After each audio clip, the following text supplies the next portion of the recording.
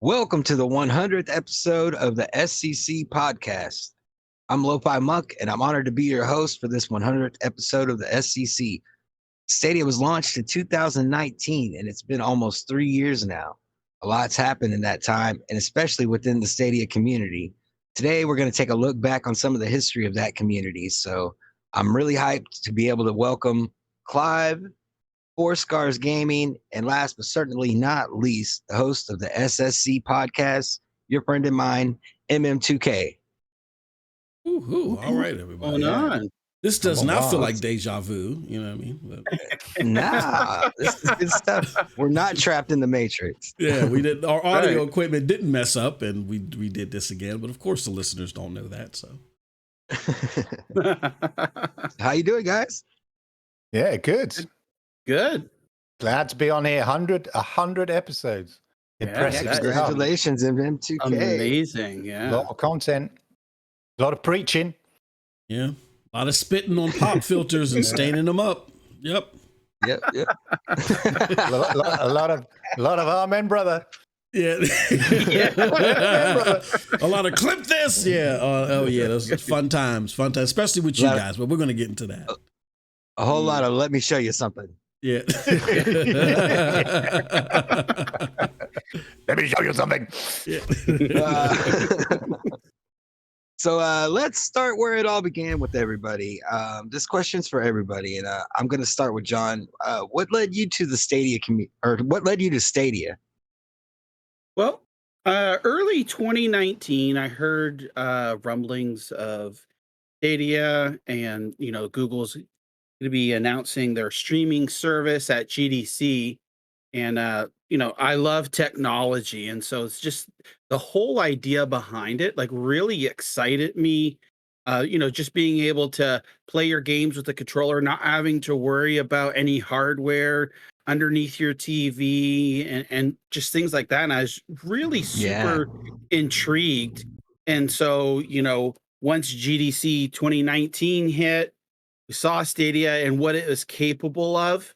I was just totally blown away, all on board. And then as soon as those pre-orders opened up in June of 2019, I was right there, and I was super excited to get my hands on it and, experience a whole new way to play and consume video games. Yeah, I think a lot of people were in the same boat, finding out from GDC. What about you, Clive? Mm-hmm. Yeah, it's similar. So, I'd heard rumblings about it, and I knew that xCloud, being an Xbox player, I knew Xbox were working on, xCloud, and they had Project xCloud, which was in beta form at the time, or around about that time. And I remember I reviewed it on my YouTube channel, and it ended up sort of getting me quite a lot of subs and views. It was sort of the biggest thing at the time. And I was sort of fascinated by, this idea that, wow, like, as John said, you don't need a console or you don't need a PC and be able to play these games. And yet, like, how is that possible? Surely it can't be a similar experience playing on your console. And I reviewed the Project xCloud, and it was all right, but it wasn't quite the same as playing on your console. And then obviously I knew Google had been working on, their version of it, and then they announced it at GDC, as John said. And I'm a big fan of Google. I'm blown away by some of the technology, which we take for granted. But you take something like Google Assistant, it just, like, to me, it's something of the future. Like I used to watch in sci-fi films and used to ask a question, and it knows contextually better than Alexa, but contextually, like, really clever. So I just thought, everybody does technology in their way, but Google takes it to the cutting edge, somewhere further, to me. So I thought, if anyone can do it, Google can. That was kind of my perspective. And so the same with John. As soon as they announced later in the year in 2019, as soon as they announced kind of offering, I thought I want to be at the ground level on this. I want to be a founder. I don't care what happens. I'm really excited about this. Obviously, I hope it lives up to expectation. And then come, November the 21st. Oh my God! 2 days later than they said, it's all over. What a disaster! Oh, the horror! Yeah. I said I'm old enough to have a bit of patience, but I could have, or you could just write 20 articles about how Google failed to deliver something to, thanks to my postman 2 days late. Anyway, I got it, and coming from an Xbox One experience, firing up Destiny, and it playing and looking better. Bear in mind, I'm saying, coming from an Xbox One perspective, where most people with consoles at that time would be either an Xbox One or a PlayStation 4, and if you fired up Destiny 2, and it played, looked, and responded better than your console, I just knew at that point, Google have nailed it. Yeah, That's all I was doing. Have they nailed it? Because my Project X Cloud experience just felt slightly off. And like how you imagine playing via the cloud might be, but Google, what is this wizardry? I thought, like it is, as people less now, but used to say, it's impossible. It's impossible. There is lag. It's impossible, and you're sitting there playing the game, and you're going, well, no, it's not. It's working. No, it's impossible.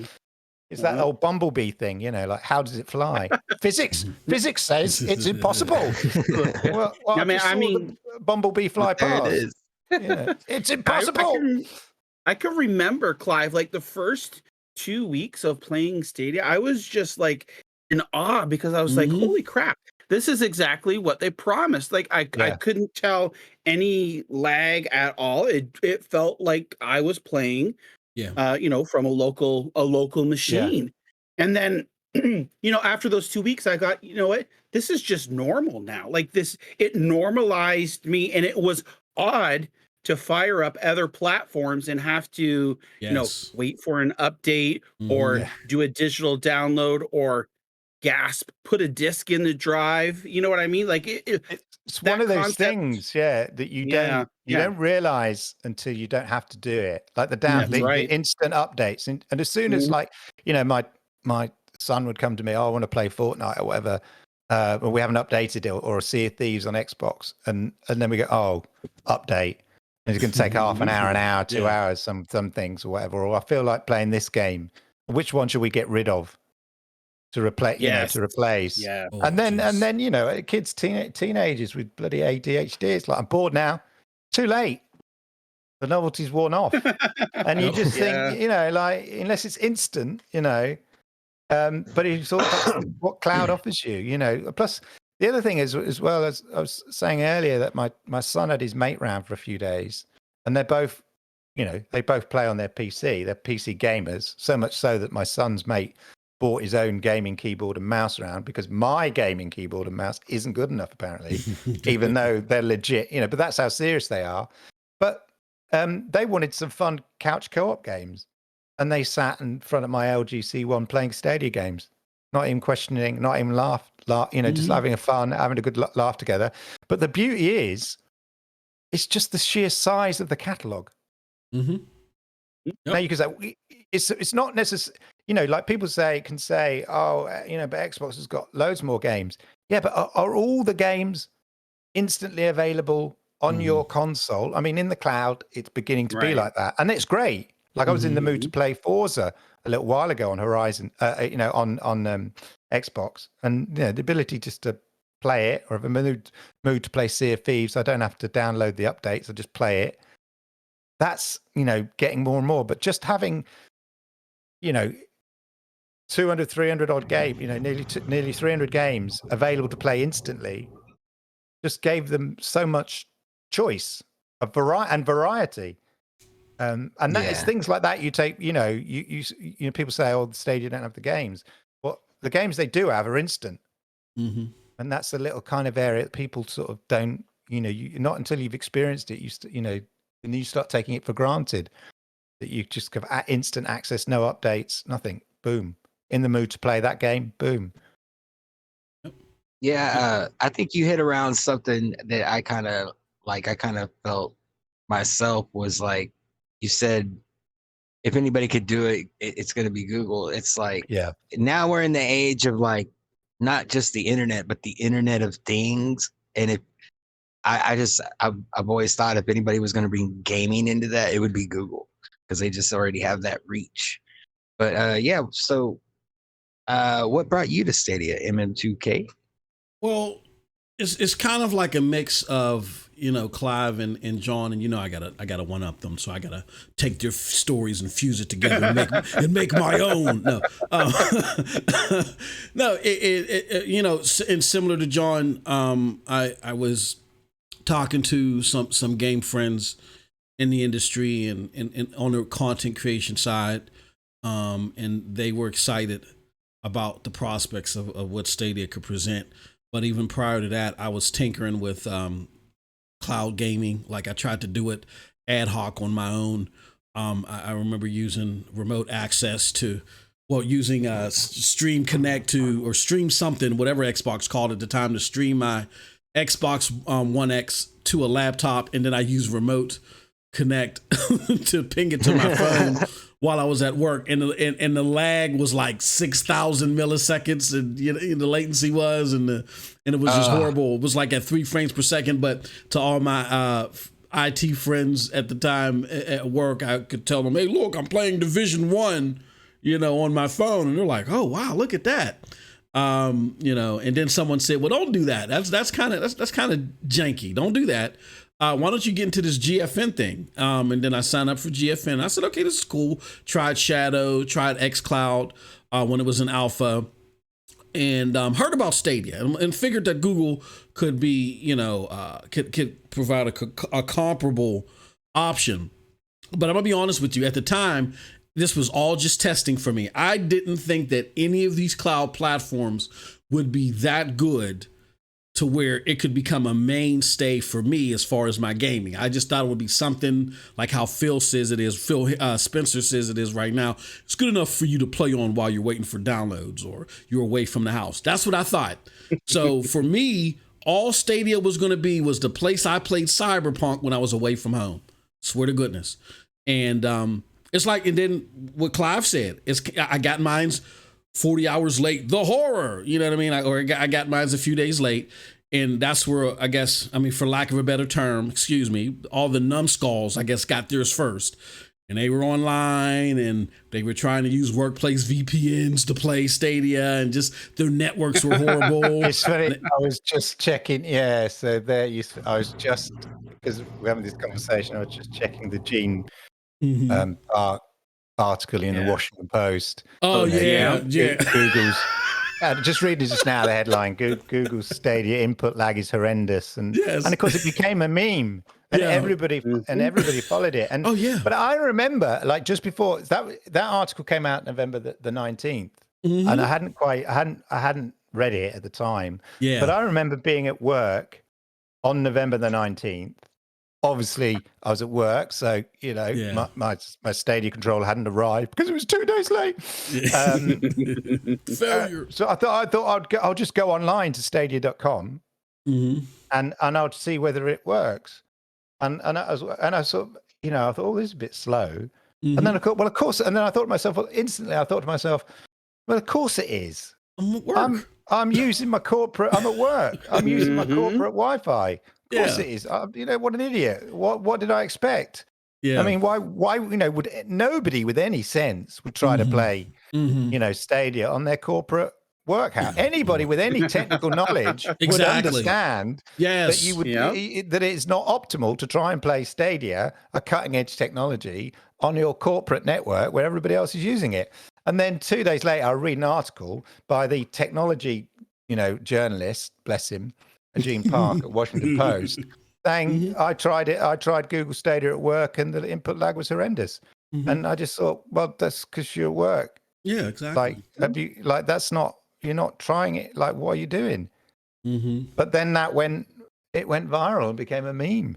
You know, too late. Even though they did put an apology later, but it just like there's still the article's still there. But it was there. Damage done. Damage is done, and it's kind of like and that was the precursor to the funny thing about that is that's the precursor to the show is why, you know, it was important for us to do the show and get people like Jon and Clive on it to put on their level of expertise, because like Clive said, these are the tech journalists. So can you imagine like I don't know what you call a cigar specialist, like this guy, you know, saying this is the worst lighting cigar in the world, and here he's trying to light it in the rain.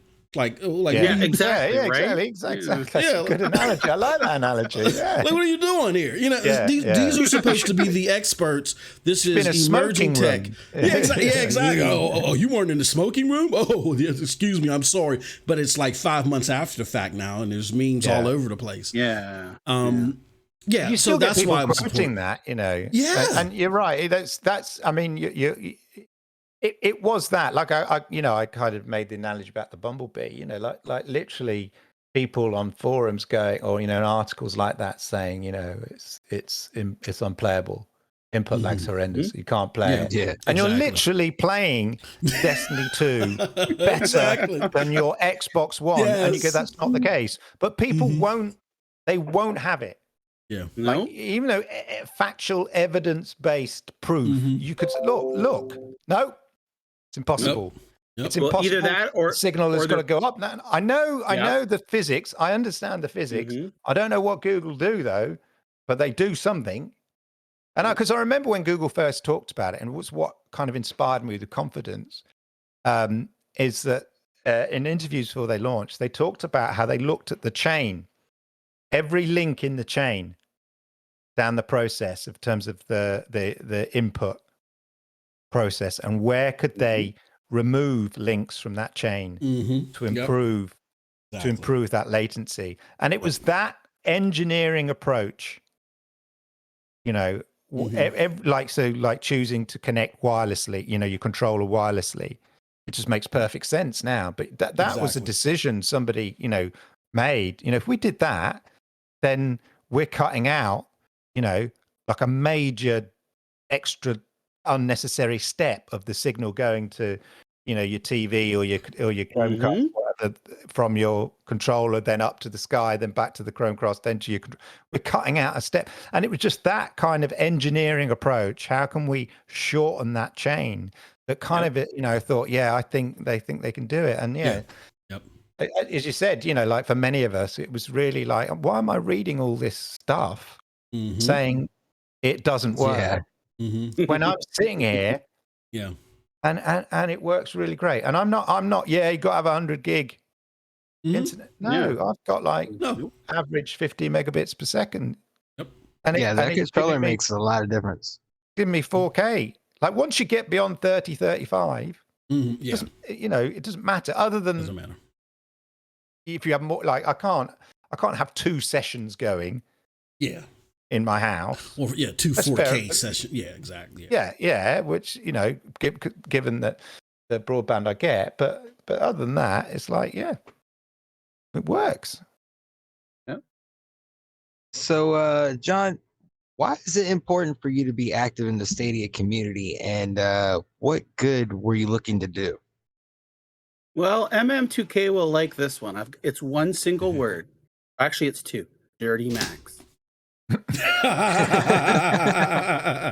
and Clive talked about this, and it was just like I couldn't believe the amount of. We got the Washington Post article, and you got all these other outlets, Verge, and all these other things, you know, jumping in on the bandwagon of saying, you know, how horrible Stadia was, the lag, you know, the picture quality. And it was just like seeing all this resistance to change, and knowing that, you know, I have, you know, had a great experience with it. Like I've really never, maybe 2 or 3 times since launch have I had some issues with it. But other than that, you know, my experience has been good. And just seeing people in social media and on Twitter just like talking out of their what's like they've never tried it. They see an article and they say, oh, well, Gene, Washington Post, the whole space bar thing where he's pressing it and it's like, I don't know, 20-second delay or whatever in the heck it was. I could have been exaggerating there, but people just jumping on that bandwagon and refusing to even give Stadia a chance was just like, so like, I couldn't understand that. And so I was like, you know what? I'm coming on Twitter here. I'm gonna find the Stadia community. So I started searching out people. I just type in Stadia and see people who were talking about it, and those that had some common sense and an open mind, started following them, and then more and more. And then you come across like the core Stadia community where everyone's talking about it, having fun. Of course, there were some of those that, we just wanted to stir the pot and stuff like that. So, the whole idea of being part of this community was just to find others that are enjoying this experience.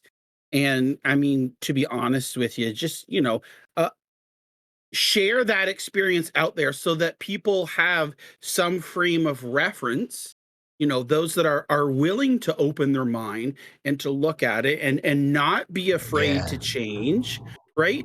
There is this whole community out here of people who are happy.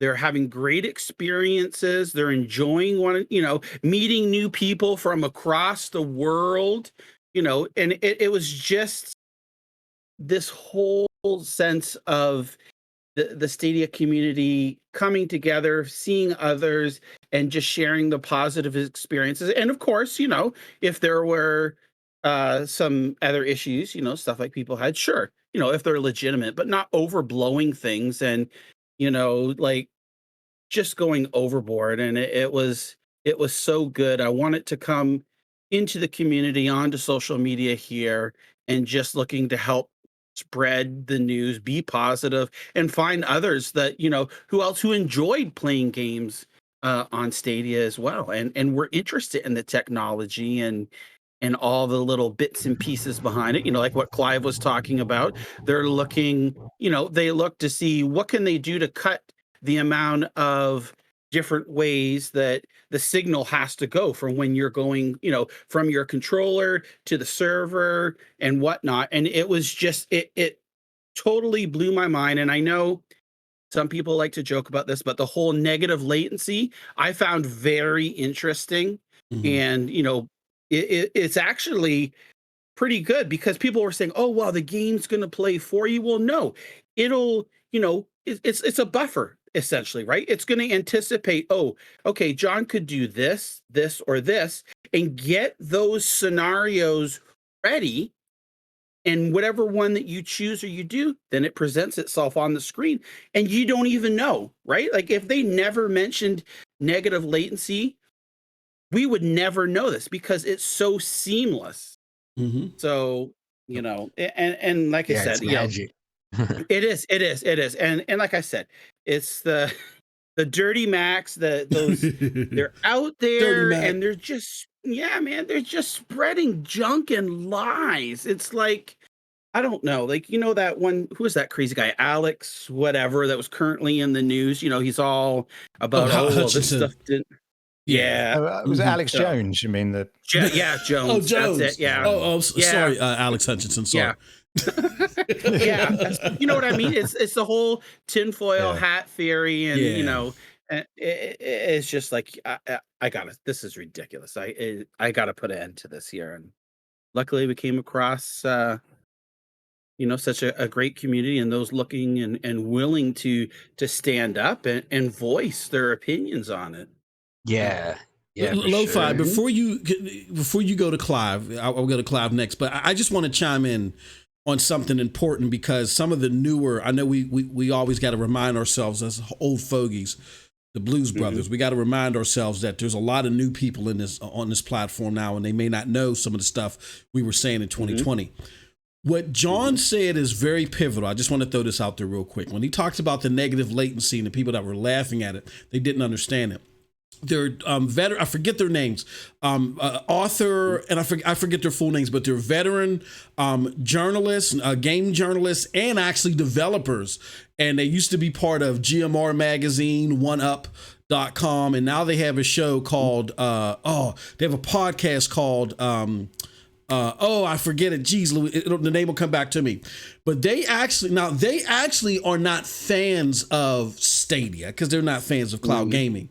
But they advise people who were laughing at the negative latency. They said that people need to do the research. They said the same negative latency that you're laughing at that Stadia is doing is based off the same technology that Call of Duty uses. Like they said, if you ever come around the corner and you notice that, you kind of died before the person shot you, that's because the AI just said, well, you know what, you're going to die anyway. So boom, we're just going to throw you on the ground. And they said Stadia is just running a better version of it via the negative latency. So they said, even though we're not the biggest fans of cloud gaming and Stadia, you understand the technology before you start just ad hoc laughing and making fun of everything. So it is real. It is real. So I'm sorry, Richard. Is it for digitals?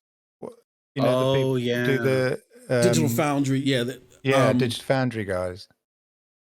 Is it them you? No. Oh gosh, I don't know why I can't. The name is losing me right now. But they're from OneUp.com and GMR Magazine, two of my favorite places because those were all people that even when they didn't agree with you, they spoke from a place of knowledge. They would have never sat there like Gene did and tried to play on a workplace VPN and actually put that to print. They would have never done that.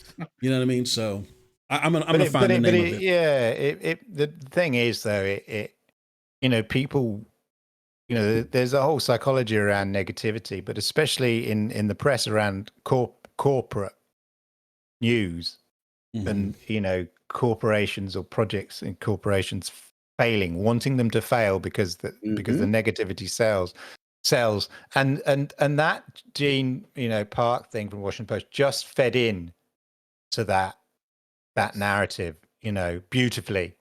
So much so that people didn't bother to stop and think, actually, wait a minute, this is disingenuous. This is doing, something legitimate, a disservice for easy clicks. And so everybody was saying, so you're playing Destiny 2 seamlessly, and people saying, told you it doesn't work. See, I read an article about it as you carry on playing Destiny 2 seamlessly and without any problem. See, proof. It's not really proof, isn't it? Proof is what I'm doing right now. I'm playing the game seamlessly. Yeah.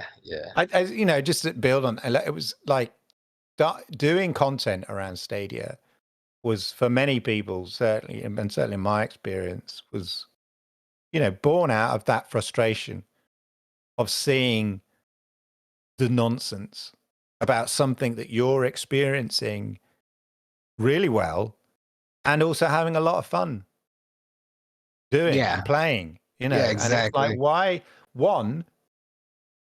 everybody's entitled to their opinion, but it doesn't mean that they're right.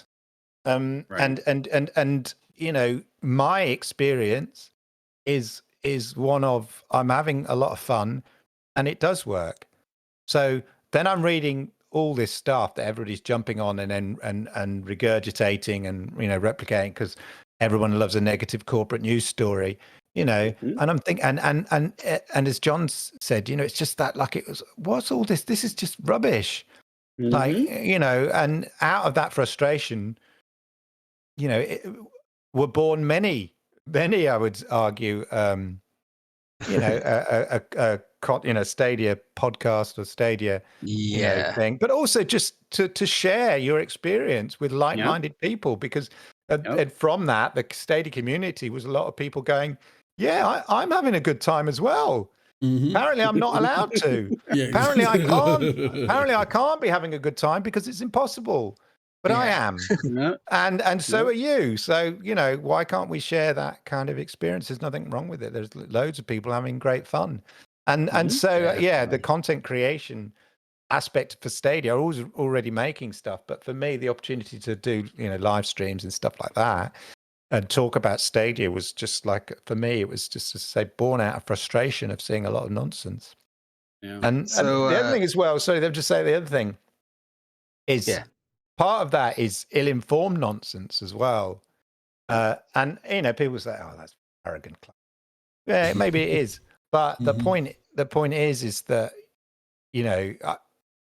MM2K, it works. He likes to tell us works for a Fortune 500, company and stuff like that, and corporate experience. You get that experience of how corporations work. And so you can sort of understand some decisions or how things might be slow. I mean, you could at least maybe put some realistic, real life context to why things may be. Yes. And then, I may have mentioned it, but I used to work in the gaming industry as, at senior management level. Yeah. So I understand how the gaming business works. And so I thought, maybe I can try to put some context or fill in some of the details below the headlines that everybody loves fanning about down the sort of virtual pub, as I call it.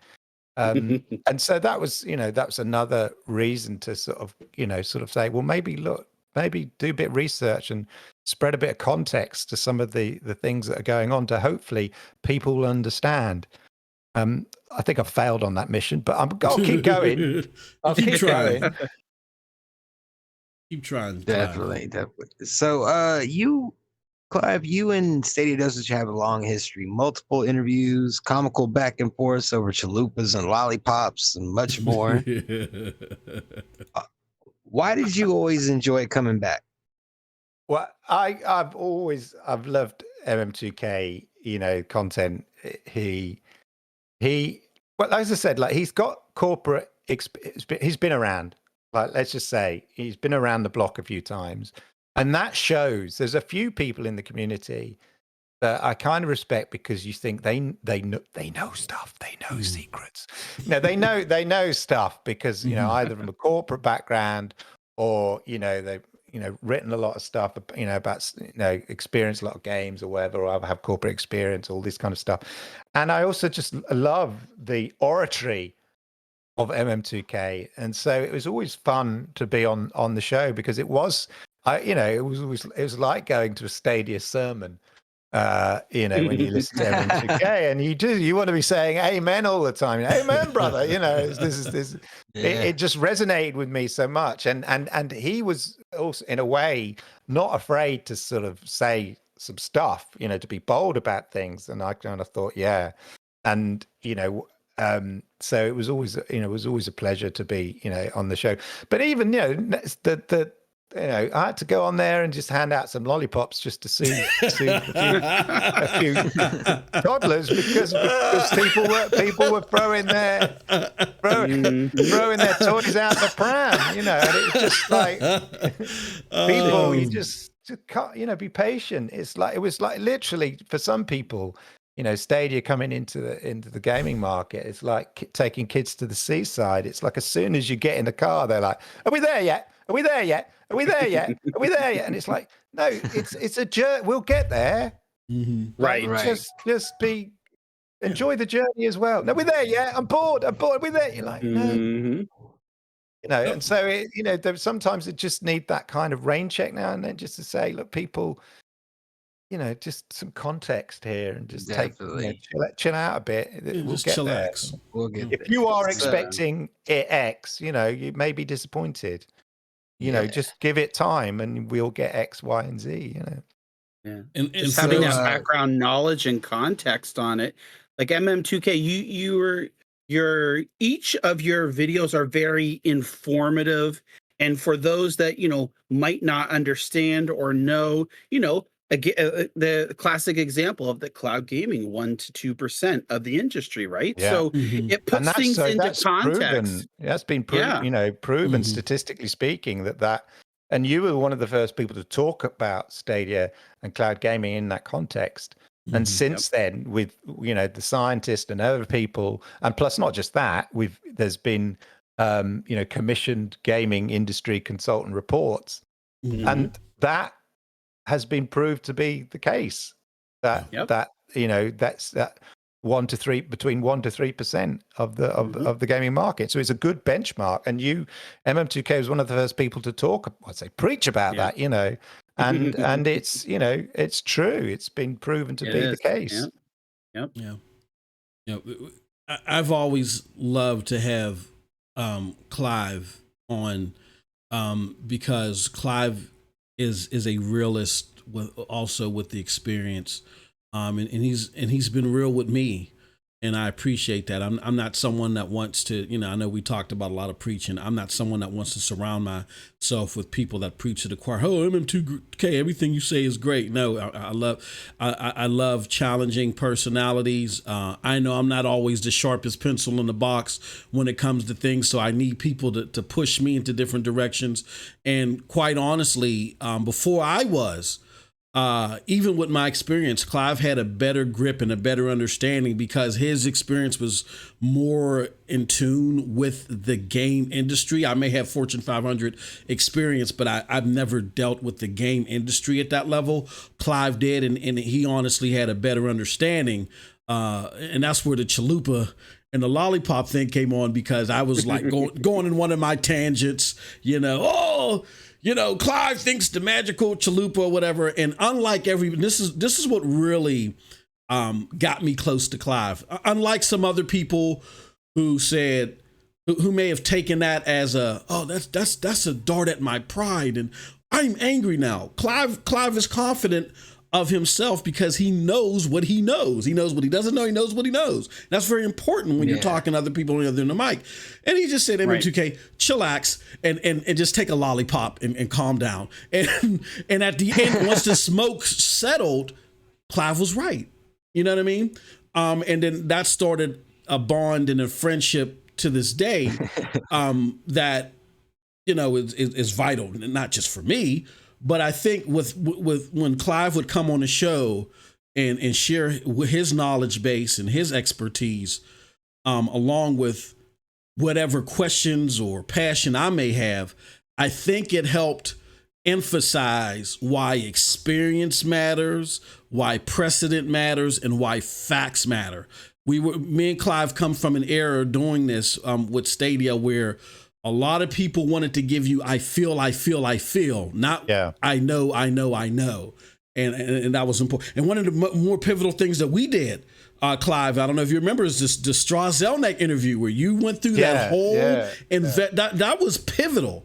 That it gives me chills even thinking about it right now. That whole investors conference with Straw Zelnick. Because I remember I was talking to other creators and I was going on this tangent. How dare Strauss, this and that. And Clive was like, no. There's more to this. You got to listen to what's going on. And he broke it down. I interviewed him. Yeah, you got to read and listen to the whole thing. And that, I think that was pivotal into where it seeped into the community, and the community started to realize, what is great, we're sitting up here and we're sharing our emotions about this platform. But if you want to be in the know, you got to follow the facts. And I think that was one of the pivotal moments. There were two things. There was that, because that was all, and that's all about the context. It's like, quotes were taken out of context. Mm-hmm. And then people, what happens is then people, down the virtual pub say, yeah, so I read this thing. No, you just read a headline about something that somebody said without any of the context. And then people start adding their own, they're filling in the gaps because they haven't read the article with their own analysis of why that might be, when the real answer of why that might be was in the interview if you bothered to sit down and read it. Now, to me, that's just normal. Like, I'm curious. Like, I'm thinking, oh, really? Did he say that? And where did he say it? Exactly. And then I'll go and find it, and then I read the whole transcript, and suddenly it put, things aren't. People love to talk in absolutes and black and white, but things are grey. We live in a greyish world, or with color and texture, and you need to, if you're into something. I mean, like, I'm into Stadia, and I love talking about it. I love the news about it and stuff like that. But I try to read up on it, and if I see a story, I don't necessarily take the story at face value. I will say, where's that story? Dig into it. Yeah, where's it come from? Where was the source? Where's, it's like the source of the Nile. I want to, where did it start? And often that can be very revealing. The classic example, which exposed what has been so common over the last 2 and a bit years, was the whole troll about Stadia shutting down in the summer. Yeah. Yeah, I was just gonna say it. Old co-worker. Yeah. That was the Yeah, you magical got titles. chalupa. You got titles like Stadia's dead, and then you read the article, dead set to release all the great games that you love. Exactly. Yeah. Hey, Clive, that was the magical chalupa. Is Stadia's not? Yeah, it was the uncle ate the magical chalupa that told him that Stadia was closing in the summer. Yeah. But that's a prime example of how in eagerness for to run a negative, it was an extreme example, but absolutely exposed the problem at stake to everybody. And a lot of should be, not that they are, but a lot of very red-faced tech journalists. Yes. Yep. Who this didn't even require, feeding the magic mushroom to the wizard on top of the thing. This just basically required opening the door, reading the first sign you come across. There was no tricks here, no hidden doorways. This isn't playing some kind of, discovery game where you have to, touch everything on the screen to see where the clue is. It was literally written on a sign, and yet they chose to ignore it. That this was a troll, and then that was then replicated because it fitted a narrative, and then very quickly it was it was exposed, and then a lot of people had to backpedal really quickly, and if I'd been them, I would have been super embarrassed at how careless I was in my eagerness to print a story about any vague knowledge would have told you that doesn't make any sense at all whatsoever. Common sense would tell you, right? Like just looking at this there, and again, that's just something that totally blows my mind. Like the need to have something bad to say about Stadia is so dire that they're willing to take a Facebook post from some made up. I even forget what the name was. The name of the person that they posted under was such a silly name. Yeah, Donnie Jep. Right?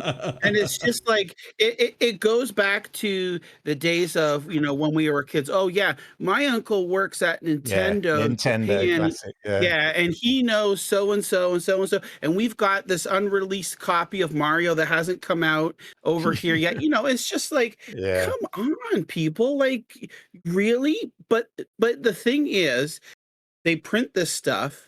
And sure, maybe a day or two or whatever, they'll do a retraction. Sorry, we were wrong or whatever. But again, that damage is done because nobody cares. If you think about it, nobody reads the "I'm sorry" or retraction. It's that first initial Stadia is going to be closing at the end of the summer, and that's why you see on social media, they're still releasing games for that. I thought they're shutting down at the end of the summer. I thought they're shutting down at the end of the year. I thought this. I thought that. Well, you know what? Because you didn't bother to, as Clive said, do the research, read up upon it, see where they're taking this stuff, the context of it, then you have all these misconceptions, and I just can't believe how stupid some people can be. Sometimes I'm just like, oh my God, like, come on. Like if this was ever said about Xbox or PlayStation or Nintendo, it would be completely dismissed. Like media would not pick up on this at all. Like, I went to the Nintendo store in New York and guess what? They took the Super Smash Brothers demo down. They must be getting ready to kill the franchise, right? You know what I mean? It's just like, give it up, right? Yeah, you gotta love them. Gotta love them. Yeah. John, your first interview here at SCC was pivotal in rallying the community for the platform. Why was it important for you to do that at that time? Well, I wanted people to know, for those that may not know, I'm the gaming editor at Best Buy Canada. So, I don't hold myself on a high pedestal or think I'm all that in a bag of chips, so to speak.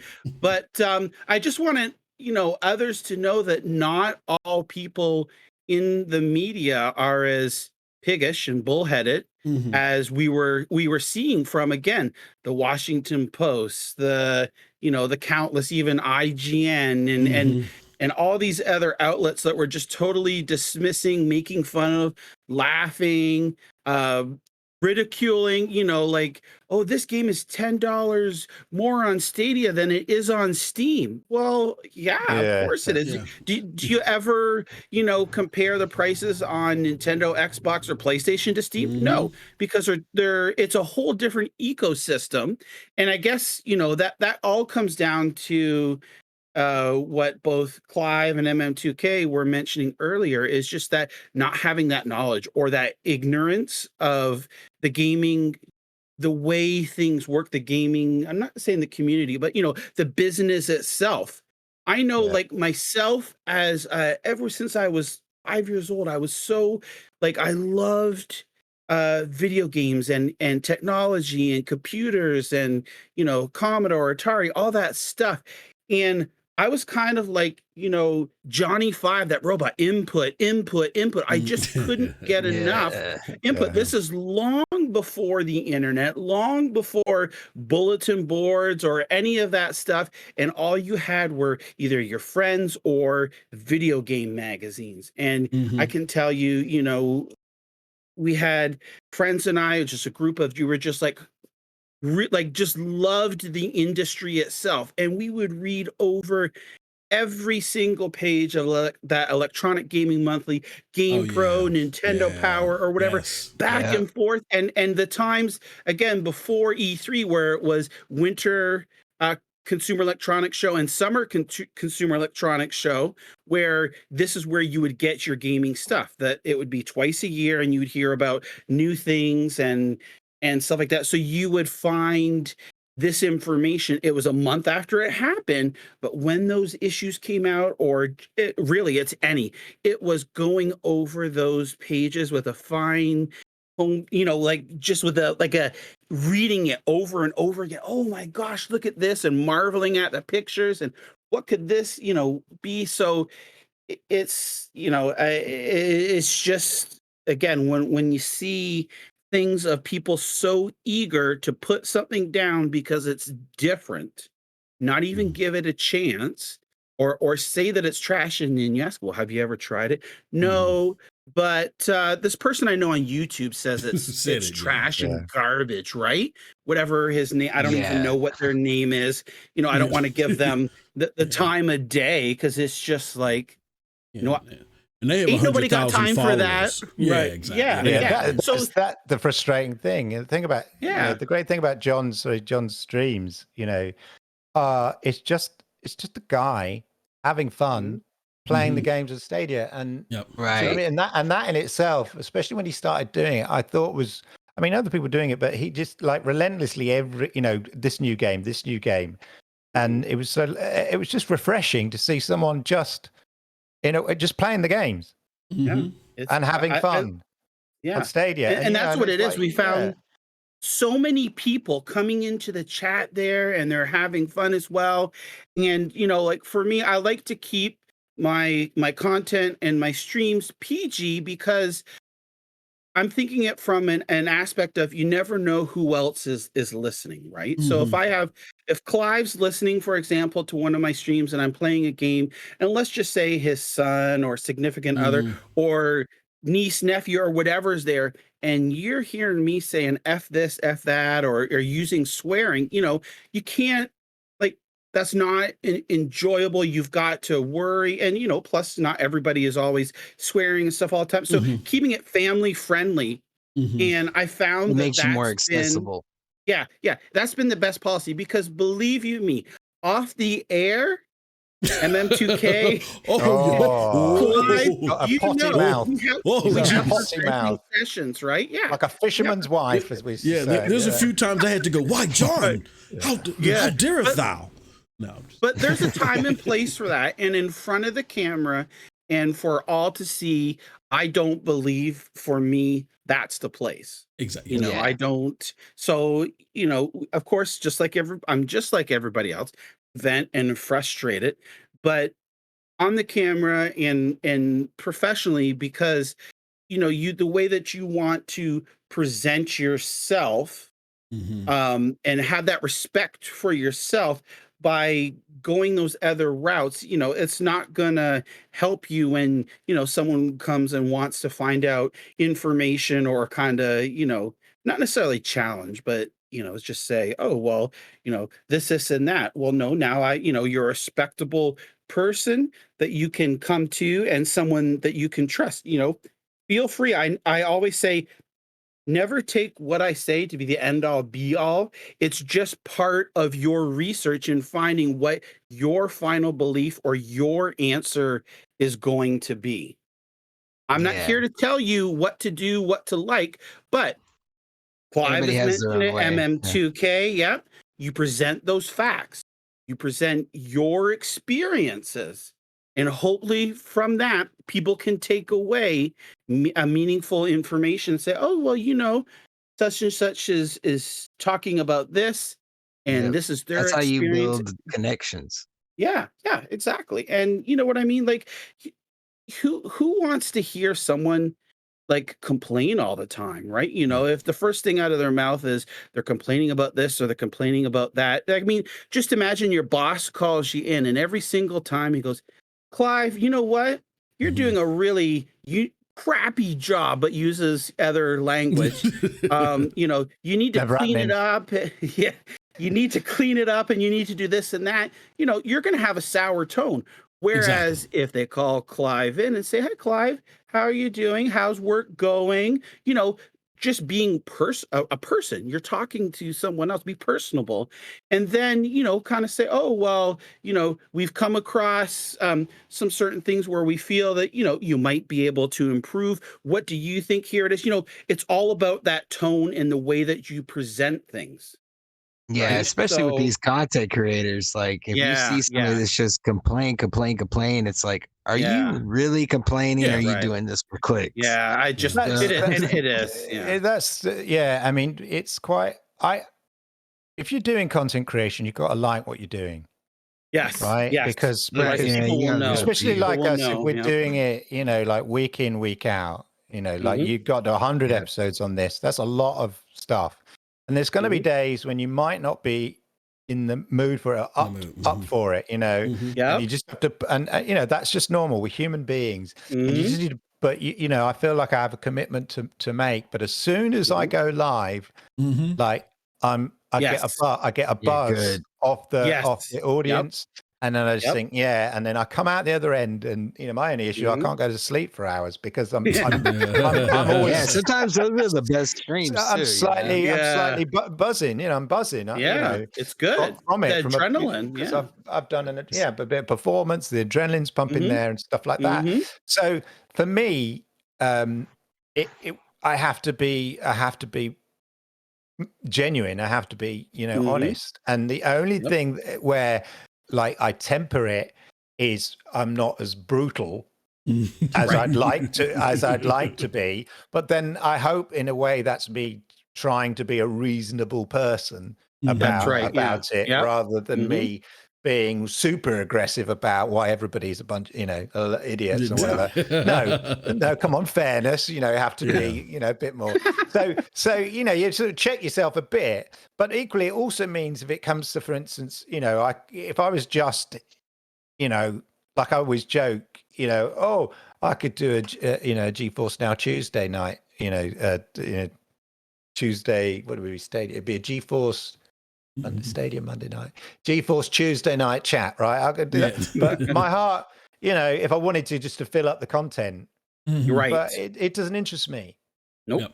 Yep. So, And people like, will see that right away, Clive. They yeah, know. exactly. And They I know, can tell. Yeah. it interests some people, but like which is fine. And that's, it's just not my cup of tea.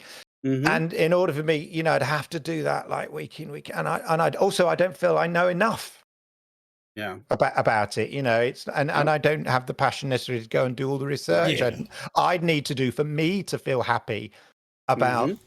doing it. I need to feel confident in the subject Yes. matter. And with Yep. Stadia, I Yeah. feel very confident in the subject matter. I enjoy Exactly. it. I like Google. I love Yep. researching about it. I love Yep. collecting the news.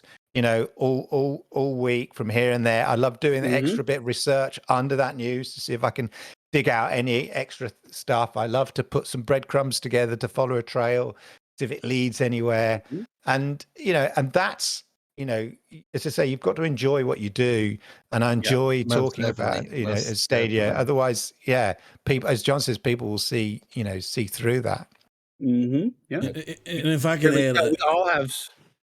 oh no, I was just gonna say in regards to John, I think one of the pivotal things in John's case is that he, there's that authenticity, and then there's that joy, that enjoyment, and I think that was one of the things that gravitated me towards John immediately, because in I was in the midst, in the trenches, in the battle, with grenades being thrown at me and me catching them and throwing them back. And then here comes this guy who's like, look, forget the boneheads, man. Like, let's play some games. Let's enjoy them.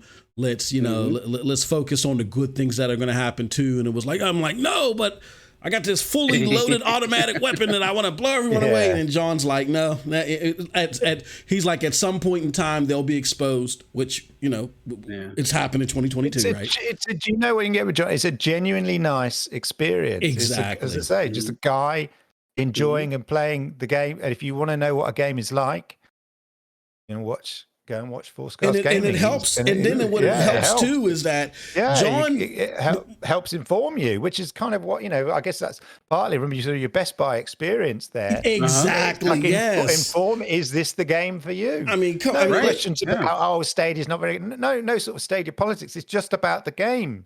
That just so happens to be on Stadia. Let's be honest. I mean, John, with doing what he does for Best Buy, he doesn't need to do this, right? Like, the guy has access to a plethora of gaming stuff that could keep him busy enough. He does this because he's passionate about it. And that passion, that niceness, and being steadfast about, focusing on the positive, I think that makes his authenticity even more special. And so he's also someone that I'm very happy to call a friend, and just the combo of him and Clive together, you know what I mean? It's just, I just think it was just needed in the community, with all the grenades being chucked around and me being in the middle, catching them and throwing them back and all. It was great to have those personalities, that know-how, that intuition come on the show on a regular basis and bring their talents to whatever was being discussed. So MM2K, no more old Milwaukee, right? You've put no that more up. Old Milwaukee. Yes, I've kicked the habit. I've kicked the habit. Sparkling let's water talk now. projects done for the community. Yes. John, first, let's talk the community / Stadia play day on Rainbow Six Vegas. Can you talk about how fun it was to contribute in that? Do you hope more happens?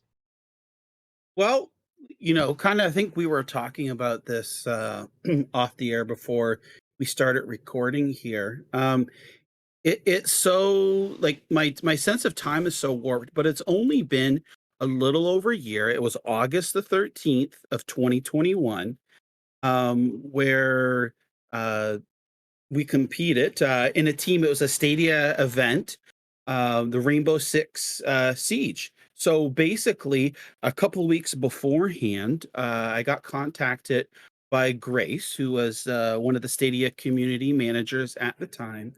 And she says, John, we're putting together a community event of Rainbow Six Siege, and was wondering if you'd be interested in being one of the captains and assembling a team. And the second that I read that, chills went right down my spine. My hair on my arms stood up like it actually is right now, just talking about it, because being asked to participate in an event for something that you're so passionate about and a community that you love is I will never forget. Like, it was so awesome. I was so honored to be able to be asked to participate in the event. And I within seconds that she wrote that, I read the DM, said yes, I'm sure, okay. I started assembling a team. Yes. It was John Scar's Stadia All Stars. We had the gaming cyborg Ray Sherrod. Yeah. Yep. MM2K, you were on there. Yep. We had Jem. Jem was on the team. And we've got this bloke, I don't know, Clive might know, Lord Kenzel. Lord Kenzel, that quite the character. Quite the character, but amazing. Fortunate, and, but yeah. And it was just so fun. We played against Grace and other people from the Stadia team that she assembled there, and we just had a blast. I believe there were 4 teams in total. There might have been a few more, maybe the last side, I don't know, but it was just like a whole afternoon of a community event put on by Stadia, and just having fun, hearing, all the banter that we had back and forth, and then Grace and her team. And it was just so fun. And it was an event that I will never, ever forget.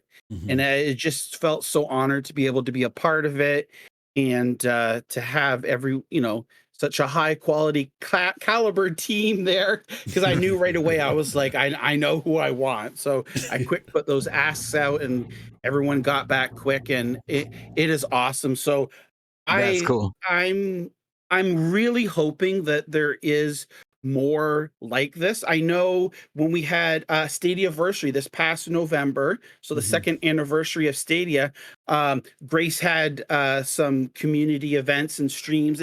Of course, the whole community did as well. But the fact, that the community managers from Stadia were having streams and people joining, like, it's those events that are just so awesome, and the whole community comes together in the sense of family, really. Like, it is just like like the Stadia 1000 was like all these events that we have. I did also put together Caring from the Clouds, where we had a full month raising money for charities.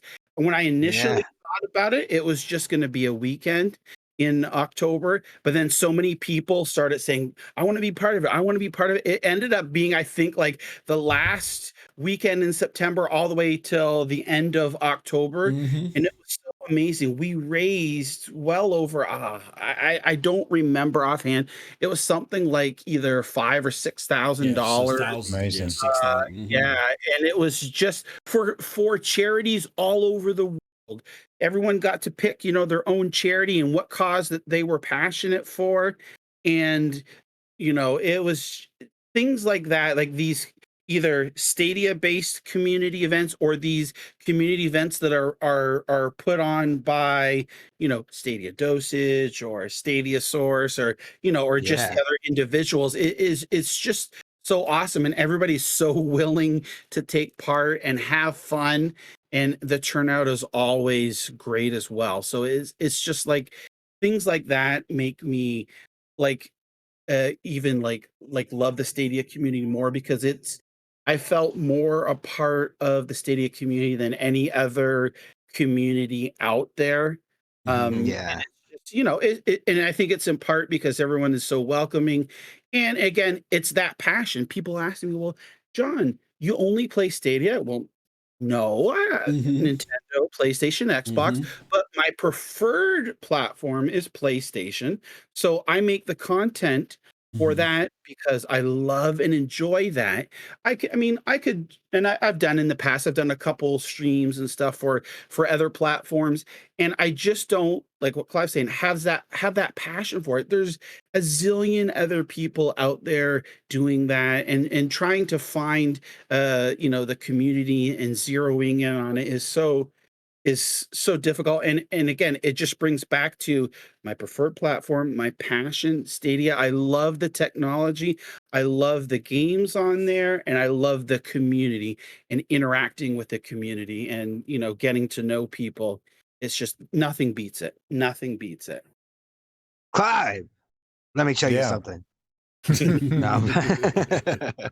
No, we can't forget the Stadia Community Awards. Yes. Let's talk about that and the crazy positive impact that it had in the community. Yeah. Well, I think I talked about it with the others a little bit, that we should do something like that. And as John said, it's the Stadia specific community things. I think, that I wanted to do. I wanted to do something specifically Stadia. There'd been an award show previously, like last year, the previous year, and it was more like the cloud, covering all cloud gaming things. And I just thought, no, I want there to be something specifically just Stadia. I wanted it to be a celebration of Stadia, and an award show is to me the easiest option, because you're just saying to everybody, just what your favorite games on Stadia. That's it. You've got your subreddit with people who play Stadia. You've got the people on Twitter. Just tell us what your favorite, games are on Stadia. We're just limiting this to Stadia. That's what I wanted to be, and I wanted to make sure that also that it deserved to be done well. I wanted it to feel like an event, like a show, like a TV show, like a proper TV award show as well. That was the vision that I had, and I thought, well, I can't do it all. So I know, the other guys, around. I thought, well, I'll have John because he's the nicest guy in the Stadia community. Got to have somebody to counter my harshness, and everyone, they might not like me, but they love John, so he's got to be on it. MM2K is great at kind of rustling up people, and he helped sort of get some of the. We had people do the little videos of what their favorite, from the big, slightly sort of larger content creators, as I call them. And again, I didn't want to I wanted to be those people just to be the ones I thought were the largest in the community, just to say a little piece. And we had them from Germany and Spain, and because they've got like big followings there, and Belgium, and MM2K helped me rustle those up. And then Jack was, because he's data, so he put together all the categories and everything, and I just left that to him. And I said, I need somebody to do a form, and he instantly there it was. Jack, had done a form, a questionnaire for everybody. Keep it nice and simple, and then from that you can then construct a show. And then my only, to my sort of the mission brief to myself was, it's got to be like a TV show.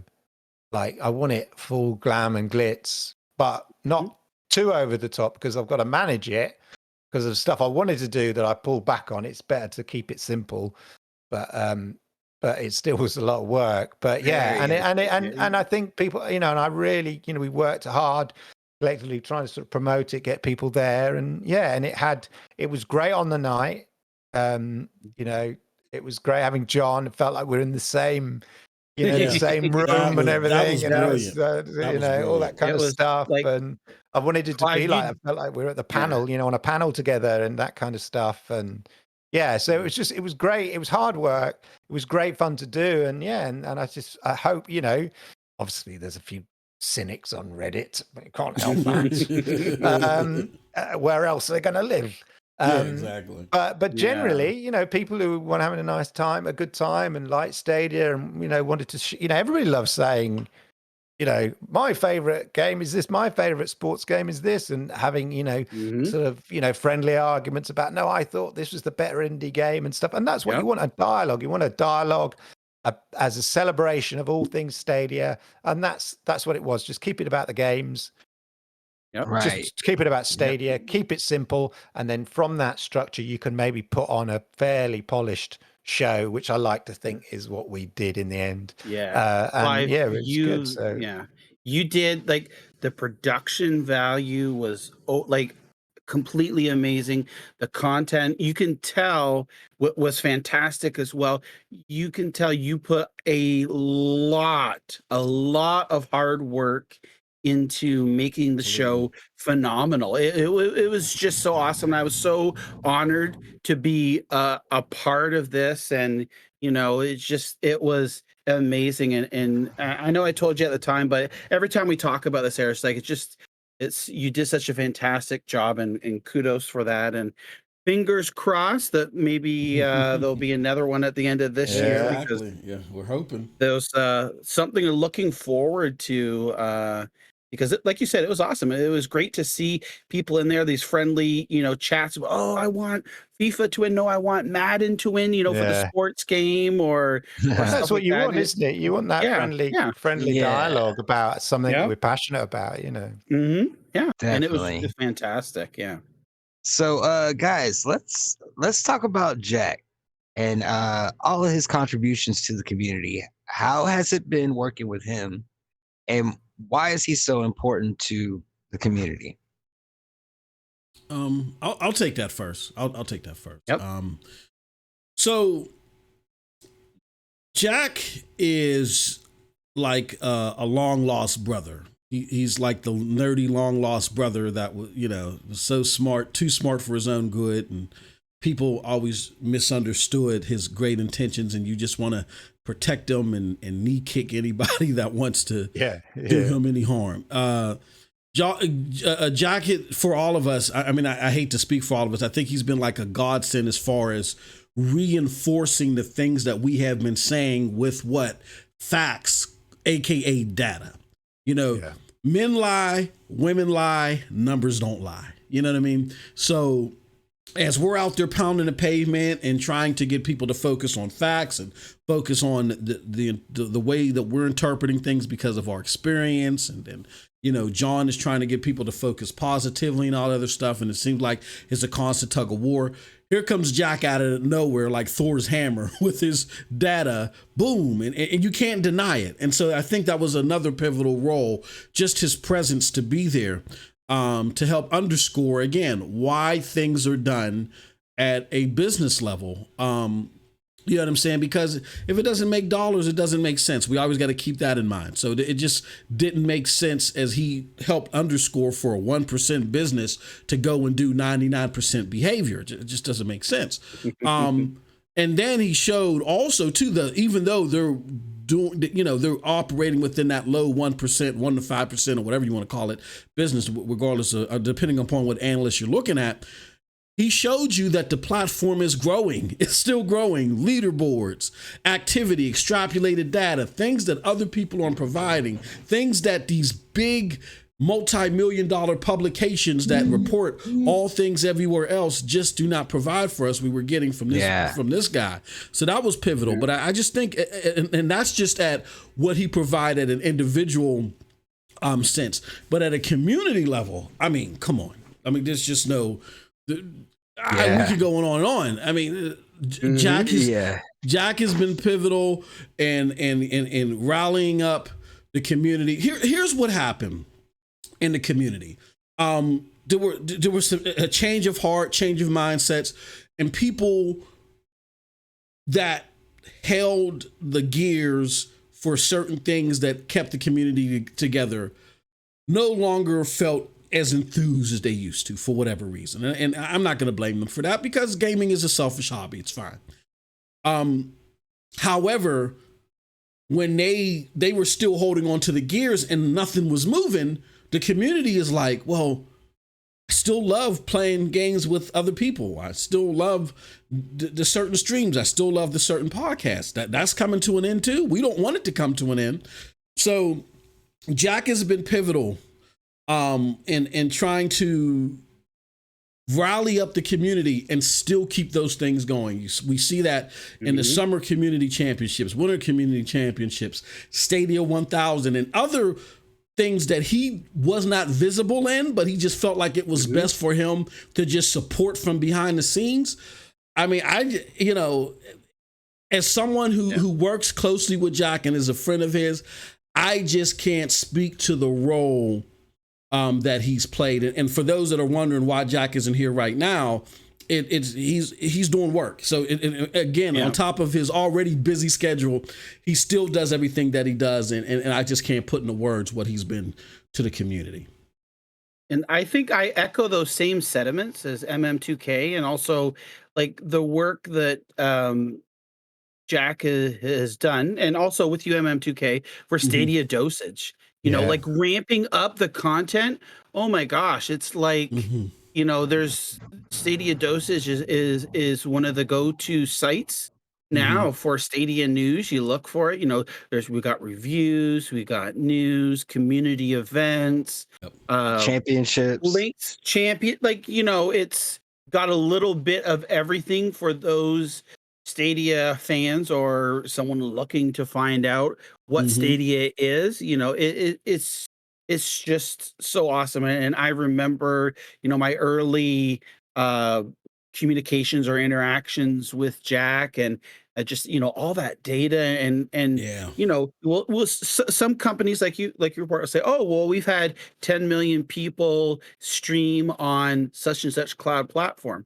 And you're like, oh, well, there's Stadia doesn't put out those numbers. Well, then, Jack takes the data that's available there and, like you said, extrapolates it and looks and said, you know what? It's Stadia is just every bit as popular as these other platforms that are putting these numbers out there. And he makes you realize, just like with the trials here, we're seeing that the trials have actual effect on the leaderboards, right? And people trying it out, which is going to convert to some sales. There's going to be people that try out games that end up buying them. We also see like the Stadia Pro effect. I know he's got data on that as well, and on what games do, and being on Stadia Pro, how beneficial it is. So and I'm not just saying this because Jack is Canadian also, but Jack is he's an awesome person. I'll never forget when I found out that he was Canadian, because in Canada here we always like, oh, you're Canadian, stuff like that. So I was in a stream and was talking about, I don't know, something about Canada or whatever, and then Jack mentioned about dill pickle chips and ketchup chips, and I'm like, wait a second, that's a Canadian. The only people that know about those or mention that have got to be. I'm like, Jack, are you Canadian? He revealed himself. Yeah. Yes. Yeah, he's born there. I live in the U.S. now, but and he goes back and visits and all that stuff. But no, Jack is amazing. He's he's straightforward. He'll tell you. He said, you know what? I'm not a gamer. I'm not that hardcore gamer, and I don't get that mentality. He said, I just like to play the games. And he plays a lot of games, with his son, and streams that. And so it was, I know Jack it was trying to figure out, he comes in, and, I've heard him tell the story, is like, he has his experience with Stadia. He's playing this, it's positive, but everywhere he looks in media, it's, this is bad, that's bad, kind of the stuff that we talked upon. So he comes over to social media to see, is this really like the experience that everyone's having? Because it's definitely not his. And, he's found the community here and been very pivotable, in the community here, in making, these community events, just all the stuff we talked about. Is like, you could go on and on and on. Jack is just a genuinely good person from the bottom of his heart. He doesn't have a bad bone in him at all. Yeah, he's always, he'll say himself, he's an early tech guy, and he talks about the early days of Linux and stuff like that. And I think he sees parallels in those early days with Stadia, and he's enthusiastic about the tech and what it can do and all of that. And as you say, and we've touched on so many times today, and then you see all this negative stuff about it, and it's very frustrating. And he just felt, what, I'm in a position to do something about it, and to put something into those elements of the community that are just enjoying the technology, celebrating the technology, talking about the technology, and playing the games and all of that. And that's what he's done. And he has touched on, he does so much behind the scenes, because he's a sort of more he's a behind the scenes kind of guy. Some of us want to be on the razzmatazz front of the stage. Some are quite happy, being the stage manager, or preparing stuff, and that's what he is. Like I think MM2K has said, like you said, Clive, and everyone has said here, like, he does a lot of the stuff behind the scenes. And he's not looking for fame or fortune. Again, he has just a general passion for Stadia, and again, like Clive said, he sees these parallels of like, the early days of Linux and Android and things like that, and it's just like, again, a genuinely good person who loves, Stadia, the community, and wants to see it flourish, and Couldn't agree more. it's great. It's fantastic. So now let's talk 2022. Guys, the year started off rocky with the Business Insider report. And were there any actual meaningful takeaways from it? And how do they contrast from the public perception created? I think the quick answer is no. Yeah. But the reality is, in fairness, Stadia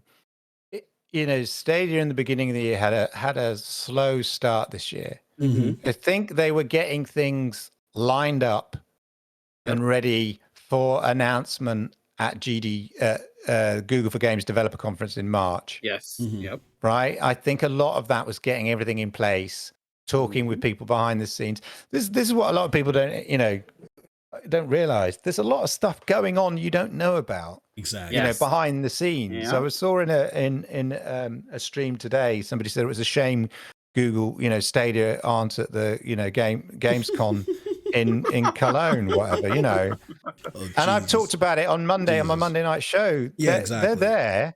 Mm-hmm. They're Of course, they're yeah. at they're at the Japanese indie conference. We know that as a fact. Mhm. We also know as a fact. We also know for other reasons, but we also know as a fact that they are at Gamescom because Yep. some of their staff members have Instagrammed or tweeted Yep. directly from there. They're not there just for fun and schnitzels or whatever. Cologne, Yeah. whatever. There you go to these game conferences with your planner back in the day, hopefully fully booked Mm-hmm. with Yes. meetings. Yep. So there's a lot of stuff going on. So I think the beginning of the year, there was, they were getting things ready. And so it was a quiet time. And a quiet time means that there's basically a vacuum. And, the negative press abhor a vacuum. And so they fill it with stuff. And I think, I think that Business Insider article was a genuine article. It was I think it was a fishing expedition by the journalist. And he got a few nice little tidbits and headlines from it. But ultimately, none of it was anything we didn't really know from the previous year. So there was a real sense of no shizzle Sherlock, to those of us that have been paying attention for the for the previous 12 months. It was like, that makes sense. Yeah, so your source, maybe your source is legit, is probably confirming what we already kind of know. So there was no surprises there. But of course, it beautifully fed into that vacuum that arguably Stadia had created, that and that need for negativity, and everybody jumped on it, and it was another, oh my God. It definitely had that feeling of piling on. Yeah, and everybody piled in again, and Business Insider's legit source, and all this kind of stuff. And you know what? I think just like other outlets like Kotaku, they craft these articles in a certain way that they know that this is going to hit some key points and some pain points and get people talking and clicking and regurgitating the same info over and over and over and over again. And then they put in little bits of information. It's like, one disgruntled employee estimated that they're dropping the support and the amount of work they do to Stadia to like 20%. 20%. And then people were like, oh my God, look, and I actually saw somebody on Reddit the other day like state that, well, we know since Google has dropped, their support to 20% on Stadia. I'm like, they never said that. Yeah, exactly. They never fact. ever. Apparently it's fact. Absolute. Exactly. It's these lies that people read, and it's like the telephone game is like, oh, hey, did you hear this? Did you hear this? And then all of a sudden, it's fact. like when you're doing the APK breakdown, Project Hailstorm, that Mhm. was just some code that was in there. People ran wild with it. And then again, I saw someone talk, oh, yeah, well, Google announced Project Hailstorm and that was nothing. They didn't do anything. I'm like, they They never never ever announced it. announced it. Yeah. Yeah, this is not official.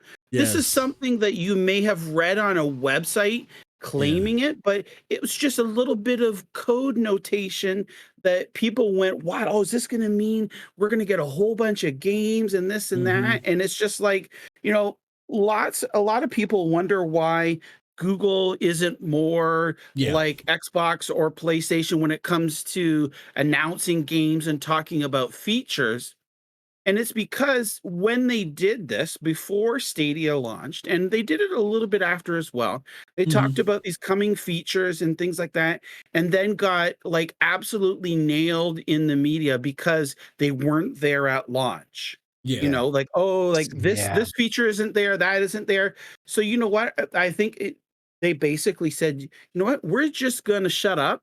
And when something is ready, we're just going to release it or we'll announce it, kind of like what Apple does, a couple of days before or a week before, so that you don't get all this unnecessary garbage and hate from people and media just trying to use it as a narrative. So, they're not going to be as open because when they were, people crapped on them about Yeah. it. Mhm. I There's think it's always been a nitpicking. I think it's been a learning experience for the Stadia Yeah, for team. sure. Like Yeah. just adjusting to the Mhm. demands and expectations and impatience of the way that gaming has been in the previous 20 years. You launch Yeah. a console and that's it. The console's ready. Everything the console they say the console will do, it does on day one.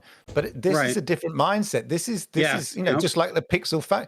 The Pixel phone, it doesn't do it, like they're constantly improving it, updating it, and it's that kind of Yep. it's a different Yeah. mindset of something Yep. that they said, this is what it will do, and we'll deliver it Mhm. over a period of time.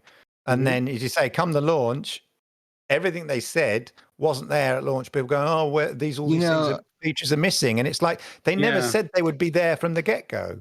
And in Right. but Right. fairness, though, the first year they did Mhm. deliver. I think bar about Mhm. one thing, they delivered everything they said they would in the Mhm. first Yep. 12 Yeah. months. Mhm. Yep. So in terms back to the Business Insider article, I don't think in itself it was a bad article, but it was just a retake Mhm.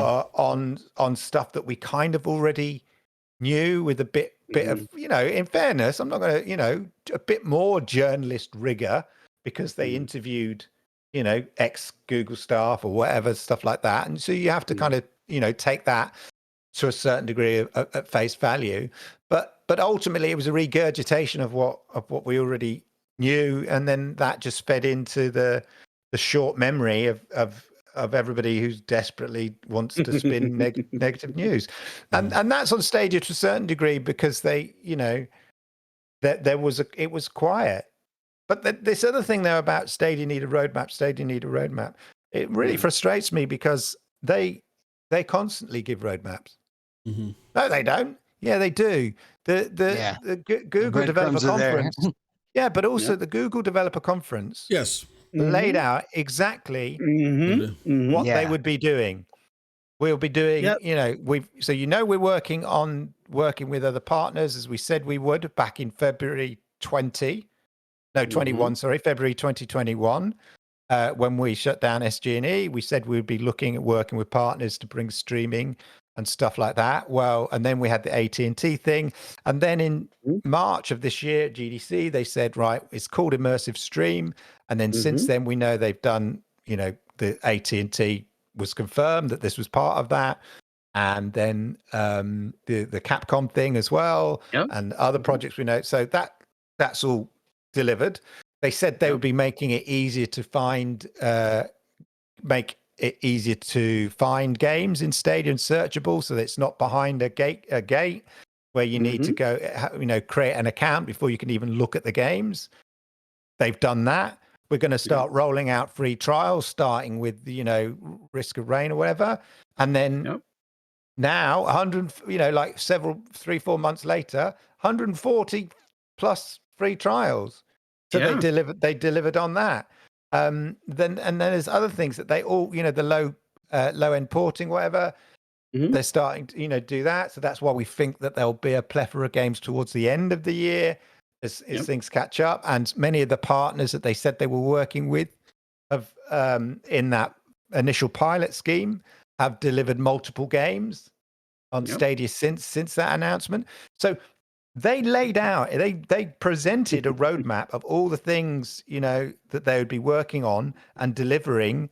This is what because that is a talk to publishers and developers. It's the developer conference, not the public conference. That's who they were talking to, and they've delivered on those things. So if you want to know what Stadia is doing, just go and rewatch, the GDC. It lays out everything they've done, and they're delivered on most of those things already. And we're continuing to see those iterations and developments on top of that. And there's still more to come. Yeah. But Clive, I want one fancy graphic that lays it out for me with these bells and whistles and these colorful animations and everything. Again, it all comes down to what we talk about. The Google for Game Developer Summit was amazing, and the several that they've had since Stadia's been out and been part of have all been very informative. They've clearly stated this is geared toward the developers. They're at a point, because we used to have the Stadia Connect North, right? And those were cool, and that was like what Nintendo did with Nintendo Directs and PlayStation did. But I think one of the reasons why they stopped it is because, again, it's that 1 to 3% of the market. They're not there yet. They've got to get all their ducks in a row, which they have been. The development tools, the certification, more partners, Stadia Pro revenue sharing, the trials, all this other stuff. They've got to get, I think that they've realized that, we've got to get all this other stuff ready here first before we can come out and back to, those Stadia Connect Norths and a presence at E3 and trade shows. Once the platform has been established, all this stuff ironed out, and it's more than that 1 to 3%, because that takes a lot of money and resources to put these types of flashy things on. What are you looking at? Would you rather us build the platform up so it's more attractive for developers, which will in turn, get the interest of more players over to it and grow? More people that play it, the more games that will come. Regardless, if you don't like Fortnite, who cares? Getting Fortnite or getting pretty much any other game on the platform is going to attract people. And again, just because you don't like it doesn't mean it shouldn't be on there, right? Yeah.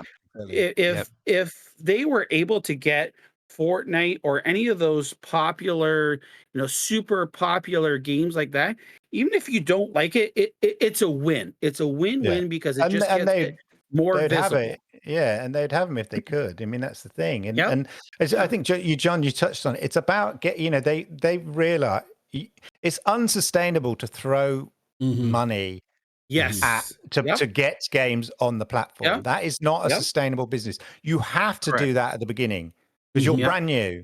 And you need Red Dead Redemption 2. You need something. You need Doom Eternal. You need those big titles. You need fortunately, you have Ubisoft. You need the big Ubisoft title. You need them so that and you need the Resident Evil Village, whatever. That costs money because you're saying to you're unproven in the marketplace. And so you're saying we will front you the money. Basically, we'll give you an advance against potential sales, whether you reach those sales or not. At least that money is guaranteed. Right. And hey, Strauss Zelnick at Take-Two will go, I will bite your hand off. Of course, it's free money. It's just basically free money for nothing. They don't have to make the sales. But as a sustainable business, you can't sustain that. Right. Especially if realistically, you're building a market which is 1 to 2%, You're trying to convince people to give up consoles or whatever and come to cloud gaming. So you're in a nascent period of an industry. Yep. So you can't just keep throwing $10 million in this, that kind of stuff. So you need to create an environment that publishers and developers want to bring their games to the platform. And you do that by making it easy to do, which we've seen. You incentivize them, which we have seen. And then you expand the player base the quickest way possible, which is by expanding to other countries. So Mexico, we know, is coming. Turkey, come on, let's face it, it's coming. And then once that's in place, then the package that you've got both for developers and for consumers right now is very, as I've said it loads of times, Stadia is the best it's ever been right now. If you're a developer, publisher, it probably is, because it's easy to get the game on. Apparently, you've got better incentives, especially if you an indie or a mid-level kind of publisher developer, bring your game to pro. The data seems to be backing that up. Put your game on free trials. The data that Stadia has says that people, percentage of people who have a free trial buy the game. So they're getting all that side of it. And then if you are new, if you're in Mexico City and Stadia suddenly launches, and you say, well, what have you got to offer? Well, you say, well, nearly 280 plus games. 50 odd games in the Stadia Pro library, should you want to go pro right now.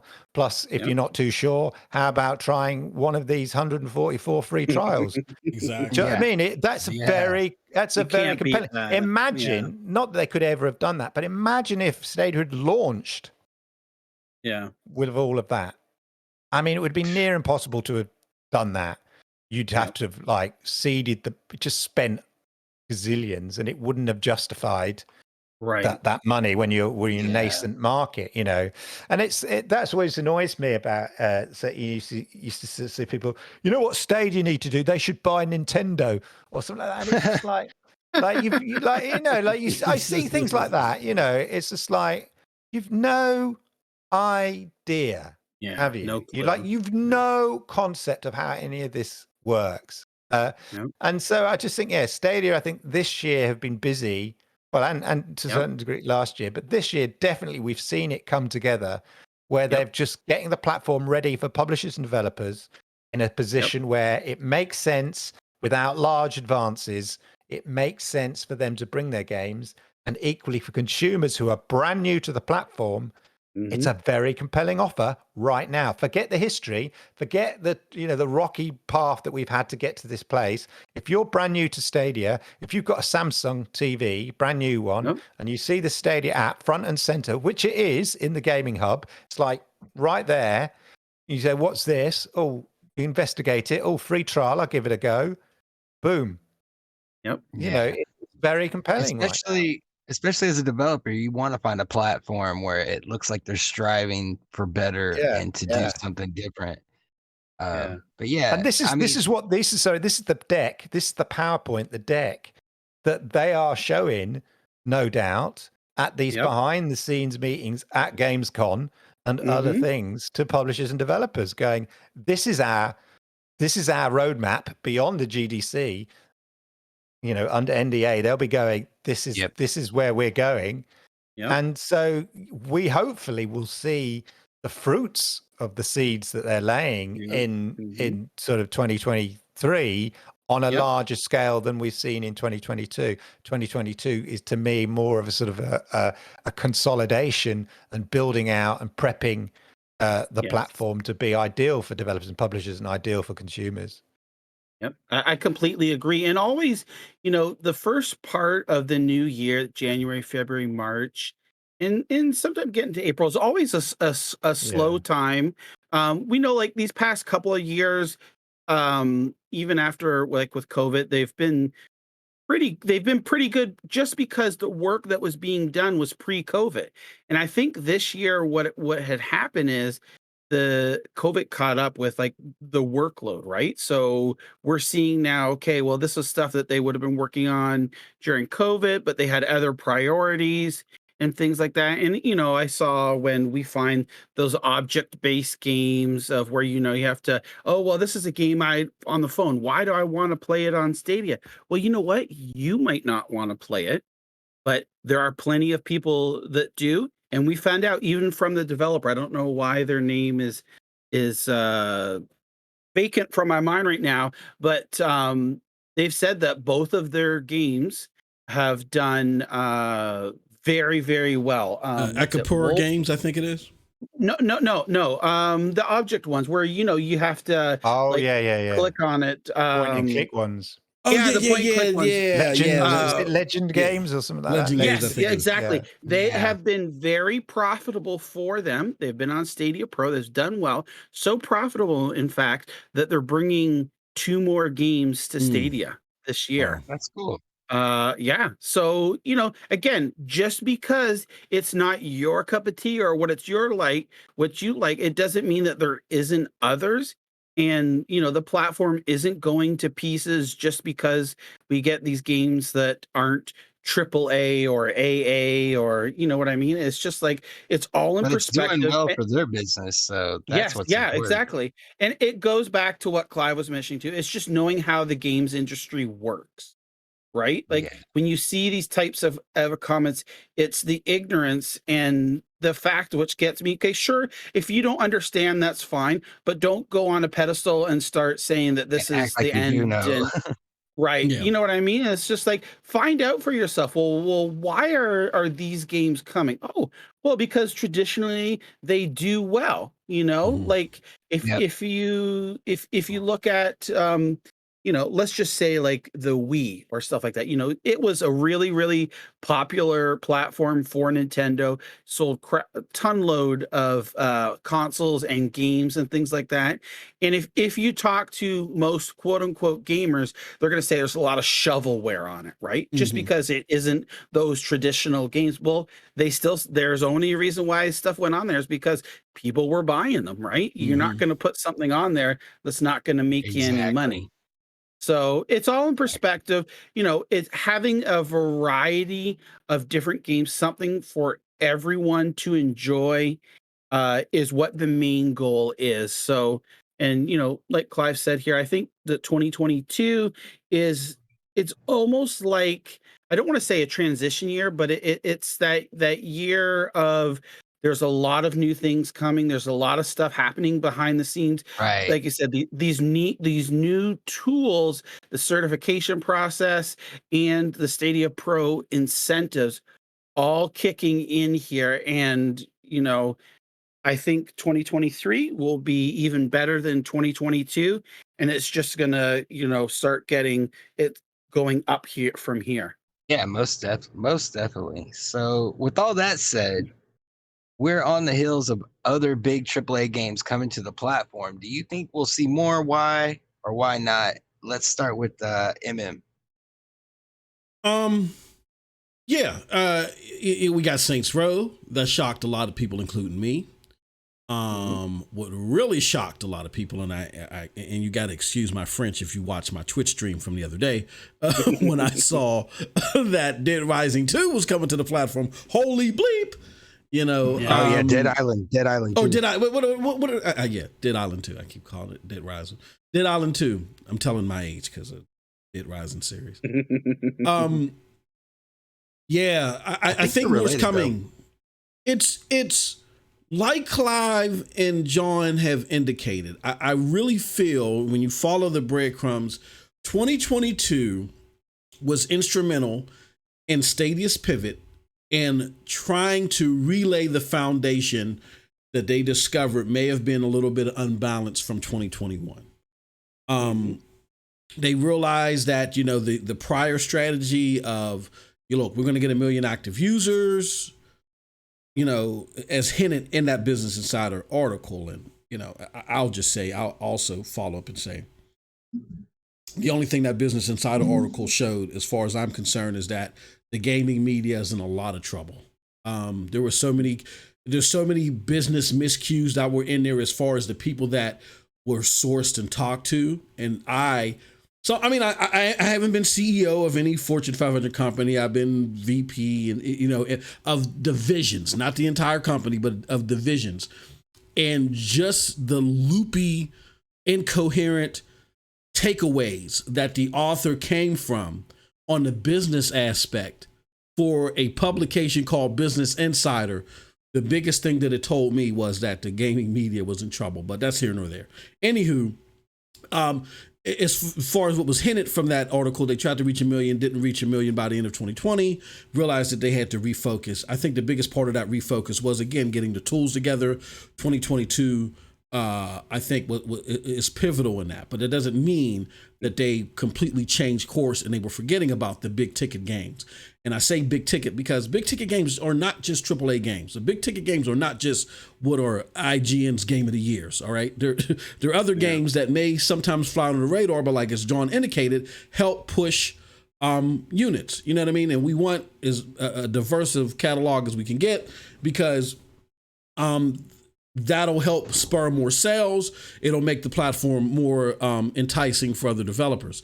That being said, yeah, I think more is coming. I think 2022 was again resurfacing the pavement, making sure that it's level.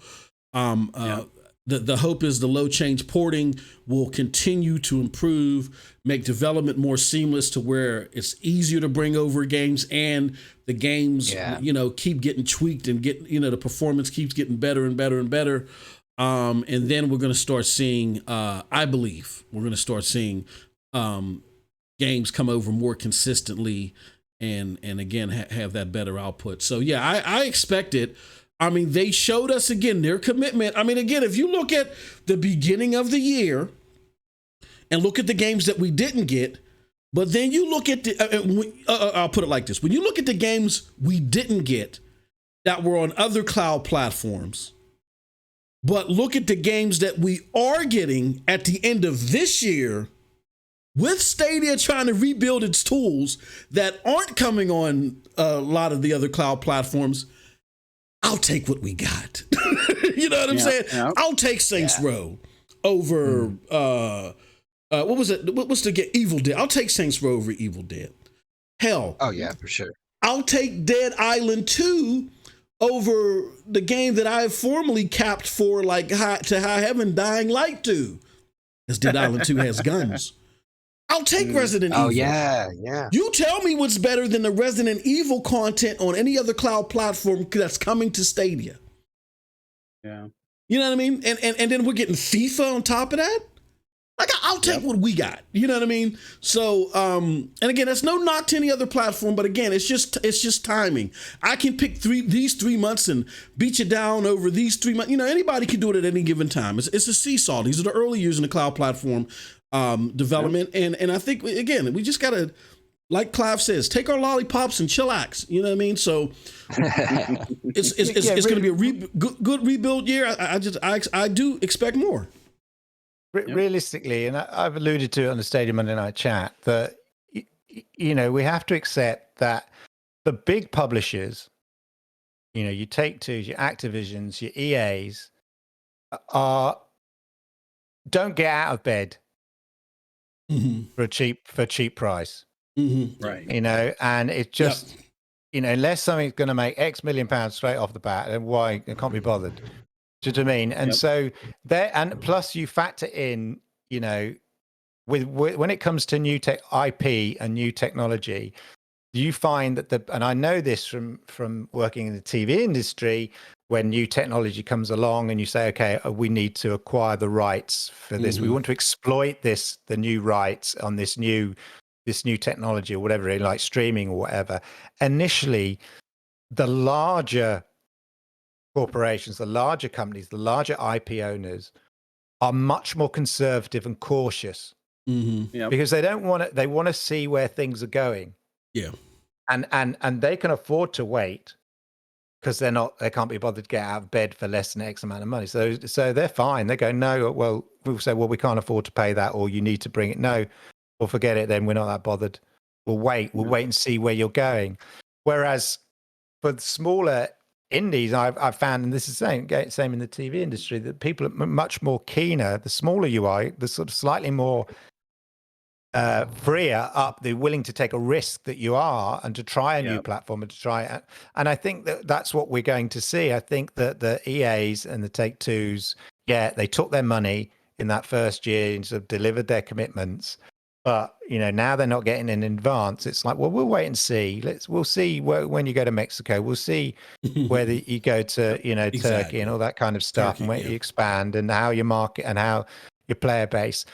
So, and then I actually said on Monday that, because somebody said, you know, where are all these AAA games for this year? Then when you actually look at what people consider to be the AAA games this year, okay, and so that means they have to be multi-platform. Yep. So that narrows down the field. Obviously, any Ubisoft game is coming to Stadia, so you could take those all out of that equation, and what you're left with is a handful of games that aren't Ubisoft games and that are multi-platform games. Yeah. And of those, you know, Stadia's getting its fair share. And as I said on the Stadia Monday Night Chat, we are more likely to see the AAA games that come from mid-tier publishers, like the Embracer Group, like Deep Silver. You know, I exactly said this on Monday, like Deep Silver. And then what do we know? Yeah. A week later, they announced big, you know, AAA banger coming in February from Deep Silver, because I think the market is there for them to get out of bed, because their paycheck to get out of bed is probably slightly less than Take-Two, Epic's, Activision's, you know, EA's. The exception being with EA is that FIFA is such a cash cow. Yeah. That I think it was worth them getting out of bed. For that one. I think FIFA makes their money on Stadia in a way that no other game at the moment will do for them to the level that they expect. And that's because of the, you know, you buy so many in-game content and stuff with like zillions of it.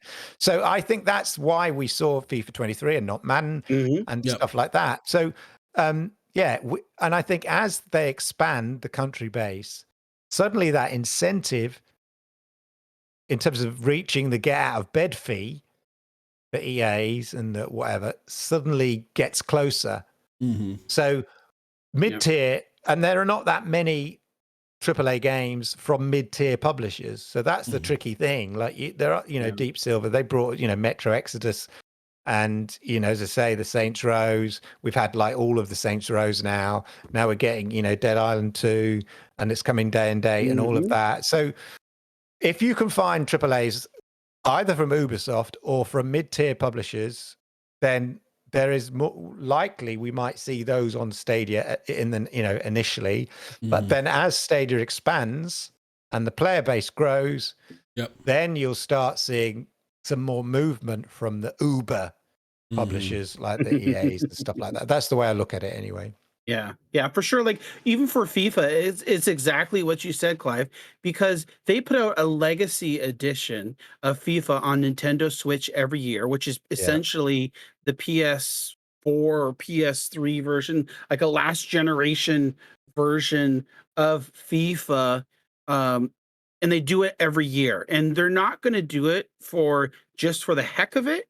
It's because it makes them money. So it makes sense, you know, for FIFA to put FIFA on Stadia. Obviously, Madden didn't sell as well as they hoped, but putting FIFA on there is a sure shot. So hopefully, as the platform grows, the user base grows, FIFA becomes more popular, Madden will return. So we'll start to see, you know, PGA Tour golf, you know, the NHL games, you know, so all these different sports games so once we see FIFA, you know, on that, it's a good sign. Seeing FIFA on the system is a good sign. They're still willing to support it. So, you know, it's just going to take that time for the platform to mature, and the games will come. It might not be as fast as some like. But here's the thing that I guess a lot of people forget is you don't only have to play on Stadia, right? Like you can Yeah. still play Yeah. on other platforms exactly. if you want. You're not a It's trader. okay. You're Yeah. not. Yeah. So Right. You didn't invest like a lot of money into the Yeah. right. platform Like to like get this in. is That's the this isn't mindset. you That's don't the own mindset it, that's right? different, isn't it? You know, Yes. the people need to, like, they're so used to saying, well, I spent 500 quid on my console, or Yeah. Yeah. 2,000 pounds Well, on my you gaming know, PC. Whereas now it's like, no, you like, you don't have to make that kind of investment. And that's that's the thing. So you've Yep. got choice. And it's just a new yeah, it's concept, I that. think, for many people. It That's is. it. It's It's just that people console gotta mentality. Yeah, they just have to accept the change. When we changed from, VHS tapes to DVDs, laser Mm-hmm. discs, Blu-rays, now streaming, and the same with music, Mm-hmm. 8 tracks, records, cassettes, CDs, and then, it's just going to take the time for people to accept, that streaming is a viable way. And you're still going to have the age old argument. Well, I actually want to own my games. Well, you Stop don't it. own them You anyways, don't but know. it's just Yeah. trying to Newsflash. Yeah. explain that to them is just they Yeah. don't, It's just like. they Well, obviously I mean, are naive. Yeah. it goes back to what we were saying earlier, like uh with whatever it was that people felt like that Stadia didn't deliver on launch was Mhm. like, we're used to the consoles, so when that Yeah. happens to a console, it's game over. There's nothing they could do Yeah. about it. Mm-hmm. But Stadia in the Yeah. cloud, like, they got time to move, and like, you're not waiting for Stadia 2 to hit the shows or anything, Right. Yeah, it's just exactly. different. I see a lot of people say, "Oh, they need to upgrade the hardware. They need to upgrade the hardware." Well, no, they need to iron out all of the stuff that they're doing now. Yes. The development tools, the Stadia Pro revenue sharing, the certification, all that stuff needs to be ironed out. Yes. Then you can start to think about hardware upgrade, because we Mhm. know in the era of PS4, PS4 Pro, Xbox One, and Xbox One X, 20% of the sales were for the Pro, and Yes. 80% were the base units, because in the grand scheme of things, that people just care about in enjoying a game. Specs aren't everything. They're nice. Yes, I, guarantee that. But Stadia is doing what they need to do. Everything that we've talked about here, they've realized, not paying that $10 million for, getting game contracts and stuff like that. And people argue, well, Google's got billions of dollars. It doesn't matter. They're not going to keep pumping in something. Yeah. They're thinking ahead. Right? Yeah. They're thinking ahead as how can we streamline the process that's both positive for ourselves and developers. They're getting everything, like I said, all their ducks in a row. And then, we got expansion into other territories and stuff like that. We'll see the hardware upgrade. Maybe, I don't know. It's hard to say. Whenever, when it makes sense. Yeah. Like maybe another year and a half, 2 years. Mm-hmm. I know some people don't like to hear that, but you know what? PlayStation 4 and Xbox One is still selling like hotcakes. They The still games, Yeah. all the nearly developers are, 200 million they're all people making games. Xbox Uh-huh. PS4s, Right. Yeah. So their experience is going to be better than, on Stadia than it currently is. And that's who, and that's, it's those lapsed gamers, it's casual gaming, it's people who like are into gaming, not the tech junkies who've got to have the fast graphics card. Not to say, there's people who love tech and love what Stadia do as well and have all these things, but they are a minority. The reality is the tech is lives somewhere between your old Xbox One and current top of the range generation of consoles. It lies somewhere between those things, and that is a perfectly acceptable place to exist. Exactly. Yep. And they can upgrade later in the same way that the consoles would eventually upgrade and become dated, whatever. But of course, we don't have to pay out another 500 quid. Exactly. We have every version of Stadia. Yeah. We have. I just think I think it's just confusing to see people upset about what you guys just mentioned about, that Stadia is not on par with the Xbox or PlayStation, where we've constantly over the last few, and not everybody's guilty of this, but we've over the last few years have pointed to the evidence that was never their intent. When in the infamous Maj Bakar and Phil Harrison interview with Richard Ledbetter, when Richard asked him, well, what, new consoles are coming out next year, Phil said, I have no idea what they're doing next year.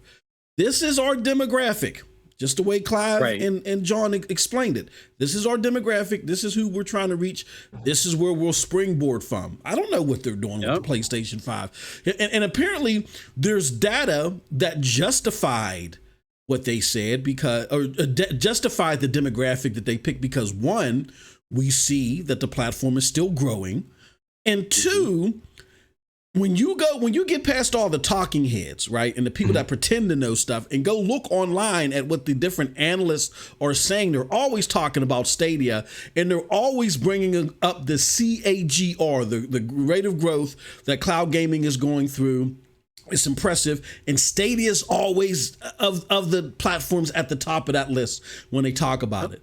So it is a real live thing that. I get it. Some of the most hardcore may say things like, yeah, we got to upgrade that tech. But to like Jon's point, when it came to the Pro and the Xbox One X, the thing that I waited outside in the rain for to get at a midnight release, those were at the bottom 20th percentile of the sales. When it comes to the Xbox One X even, it on paper was more impressive, but a lot of critics said, oh, well, the upgrades are marginal.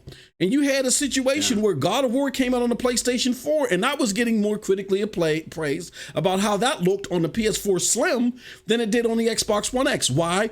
Because developers were making more money on PlayStation. That's where they felt like their bread and butter was, and they didn't want to upset Sony. So they didn't tap into the Xbox One X. The first developer that really tapped into it was Rockstar with Red Dead Redemption, because they do their own thing. So it makes no sense right now as a 1% business, when you're still trying to iron out just the basics, to upgrade your hardware. Because if no one taps into it, that already deflates the power of it by word of mouth. Oh, well, they upgraded their hardware and it's still not 150,000 frames per second. Yeah. So it's just a matter of, again, being patient, understanding what the platform is and what it isn't, and seeing if it fit into your portfolio. Like both of these gentlemen said, you don't have to just game on Stadia. If the best graphics or every single game is a must, then you can go ahead and get an Xbox Series S, for crying out loud. You know what I mean? Something. Yeah. So, gentlemen, I've got one last question for you. All right. And I want to give everybody an opportunity to answer, so we're just going to go for the clip notes on this one. All right. So,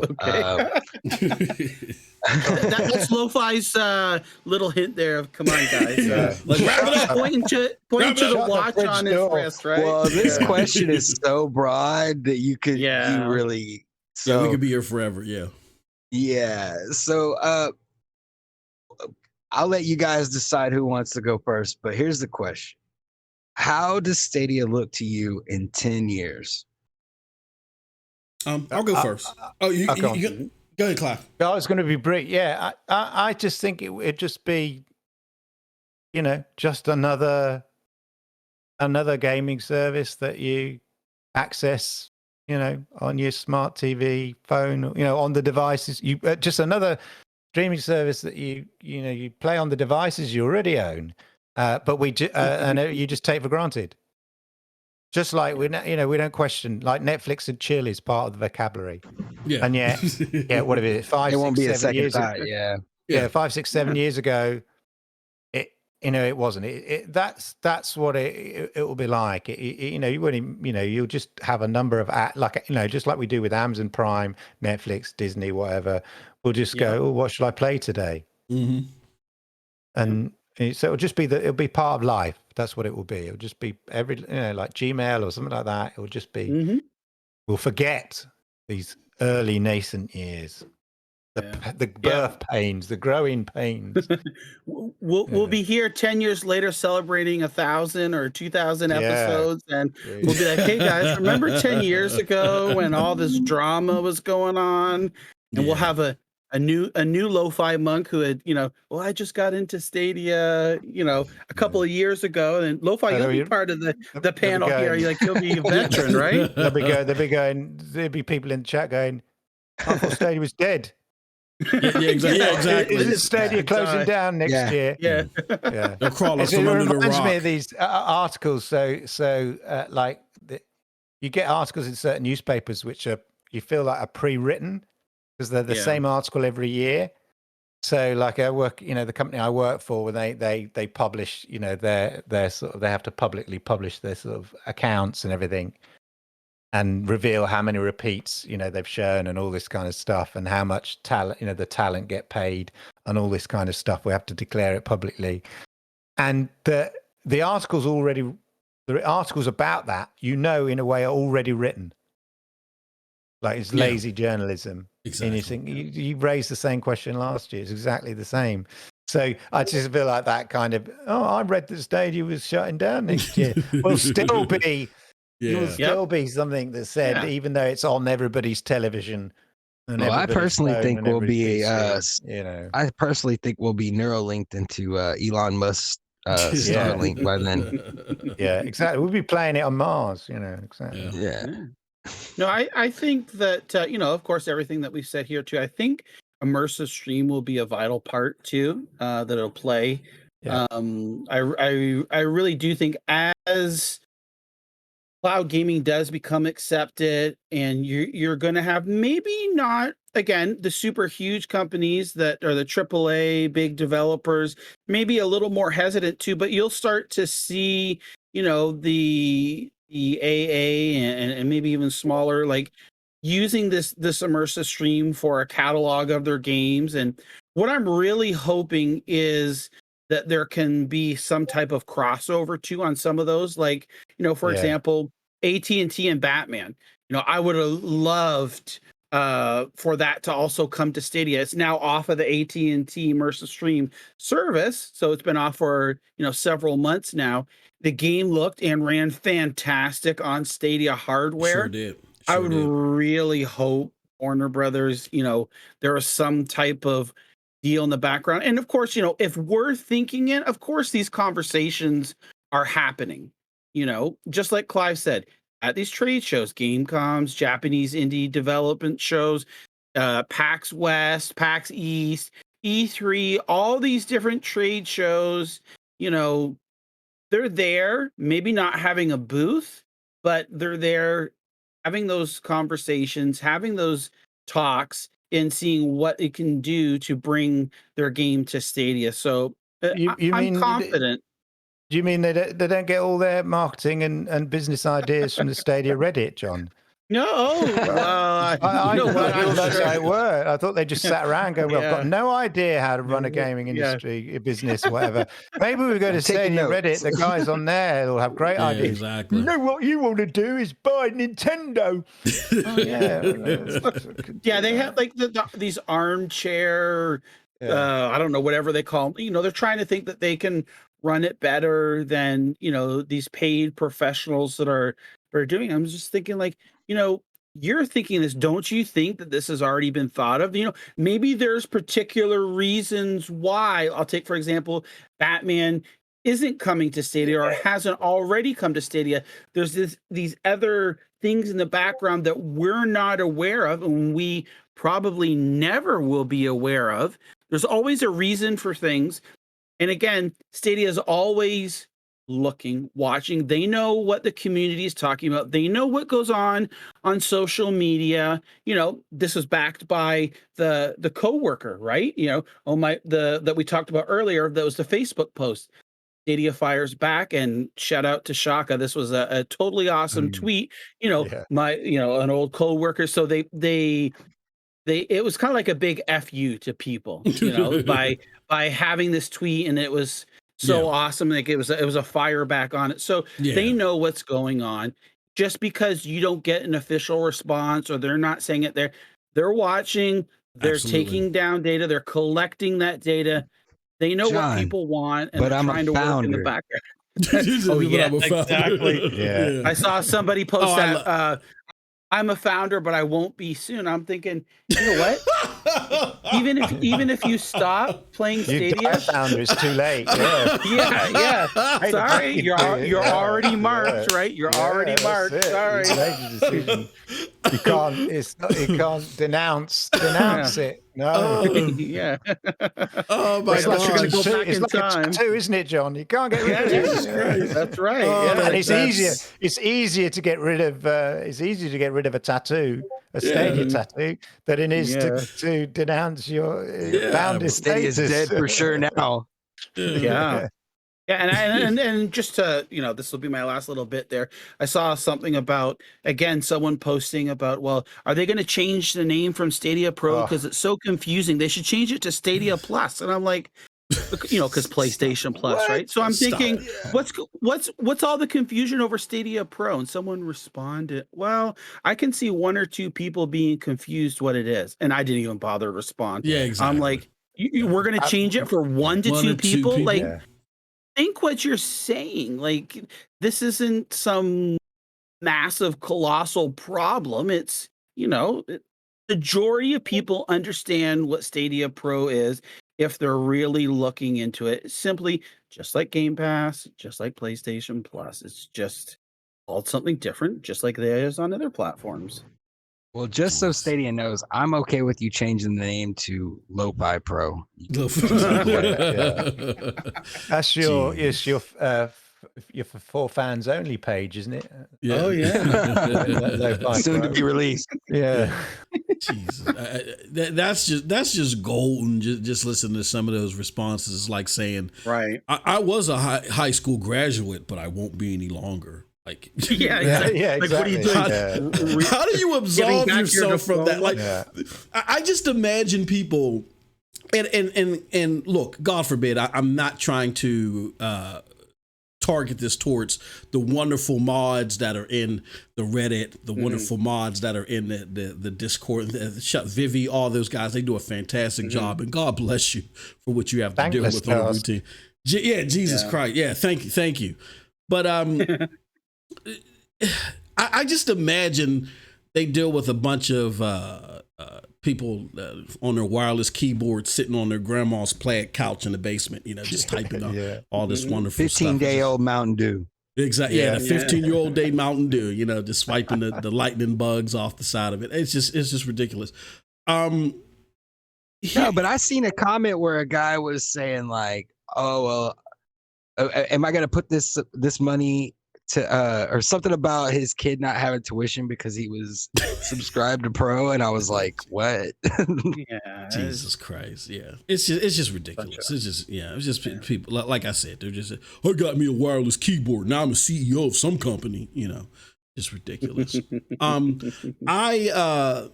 gonna throw a monkey wrench into this question because I was looking at it and I thought about it. I said, let me be a little bit different here. In year 10 of Stadia, I completely agree with these guys. But if we take it 10 years from today, so we're talking 2032, here's what we might see. They may or may not be at this place yet, but I know this is where they're going. In 2032, we could possibly see Lord Kinsel, the game streaming extraordinaire with 75 million followers. Me and John being the groupies that we are, we're in his chat and we're like, hey, Lord Kinsel, we like the game with you. And he says, okay, I got Battlefield 3092. We got 6 codes. I'll give 2 of them to my groupies, John and MM2K. But I'm playing on Stadia, so you got to play on Stadia. You know what I mean? That place that Stadia talked about that they're trying to build. They're not trying to build a console. They're trying to build a place where they just blur the lines between content creator and content consumer. And once you get to a place like that, you're formidable as far as, being able to topple. That's why I always give Luna their props, even though I prefer Stadia as a product, because YouTube gaming and Twitch, you're already at your multi-billion gamers right there. You know what I mean? Right. In 10 years from today, you're there.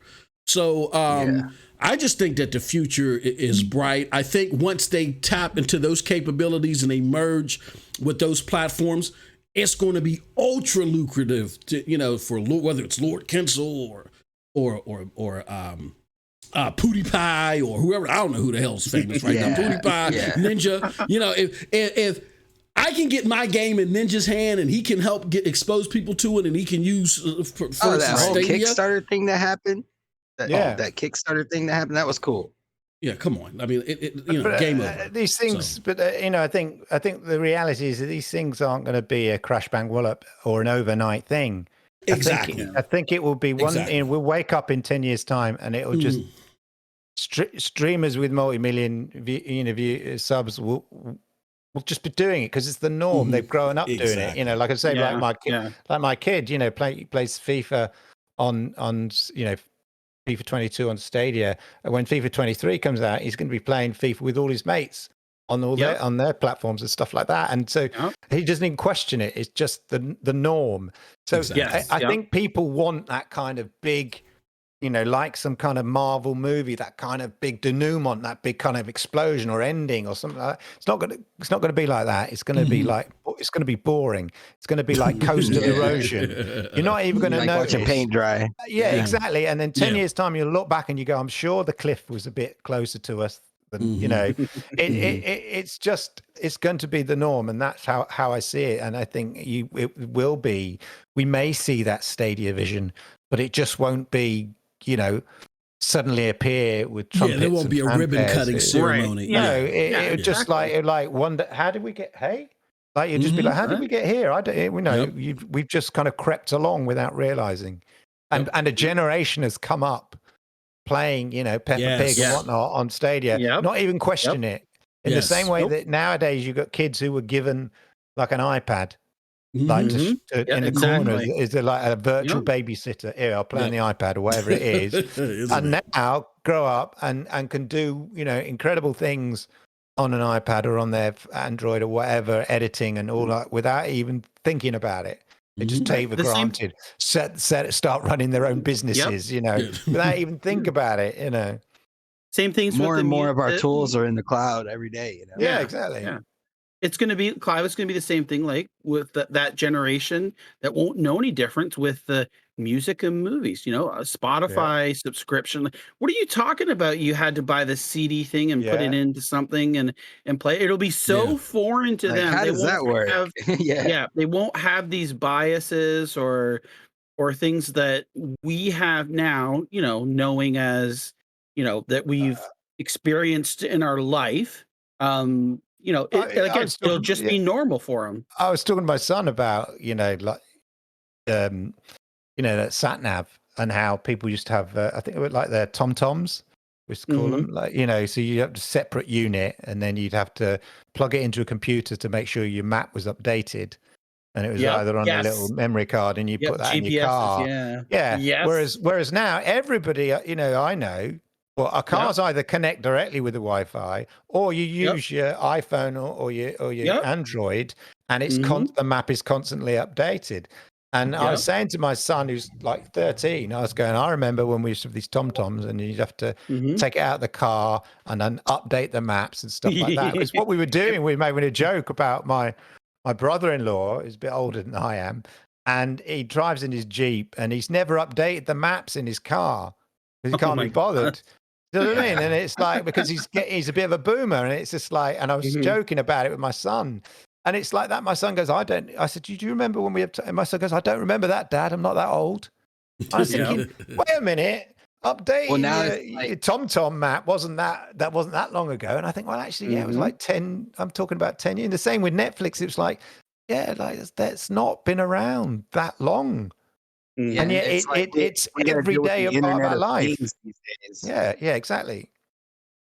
Yeah, but I mean, before I just want to make sure I say this before we close anything out. But congratulations, MM2K, on your 100th episode. Yeah. You're awesome. Yes. You're a pillar of the community. There's so much that happens in this community that wouldn't happen without you, and you're an amazing guy. You're a good friend, and congrats. Yeah, thank you, man. I appreciate it. Really, I want to thank the community. This is really a community effort because we couldn't do it without them. So we reached 100 episodes, and hopefully we'll be able to reach, as long as my wife is patient enough, we'll reach 100 more. You know what I mean? Just the beginning. Yeah, exactly. Yeah, she let me slide for 100. Hopefully in 100. No, yeah, but no, this is great. I want to thank all of you guys, your friends, Clive, John, Jack is here in spirit, and you, Lo-Fi. Thank you so much. You did a great job of hosting. Lo-Fi. You know what I mean? So thank you so much. Appreciate it. So let me hang with you guys. Definitely. No, this was a lot of fun. One thing I love about the Stadia community too is like no one person is better than the other, right? Mm-hmm. Like we all play our parts, our integral parts in the community. So we never, majority, there may be a few, you know, they don't have this competitive mentality. Is, you know, we love to share other people's content as well. You know, no one's afraid that, oh my gosh, you know, they're going to be doing the same game that I'm streaming. I better not share their stuff. No, we're a community. We love sharing and helping, you know, people get recognized and find out about, you know, them. Same thing with like the summer and winter community championships. We always find new people that come to the community that take part in that, you know, we never knew before.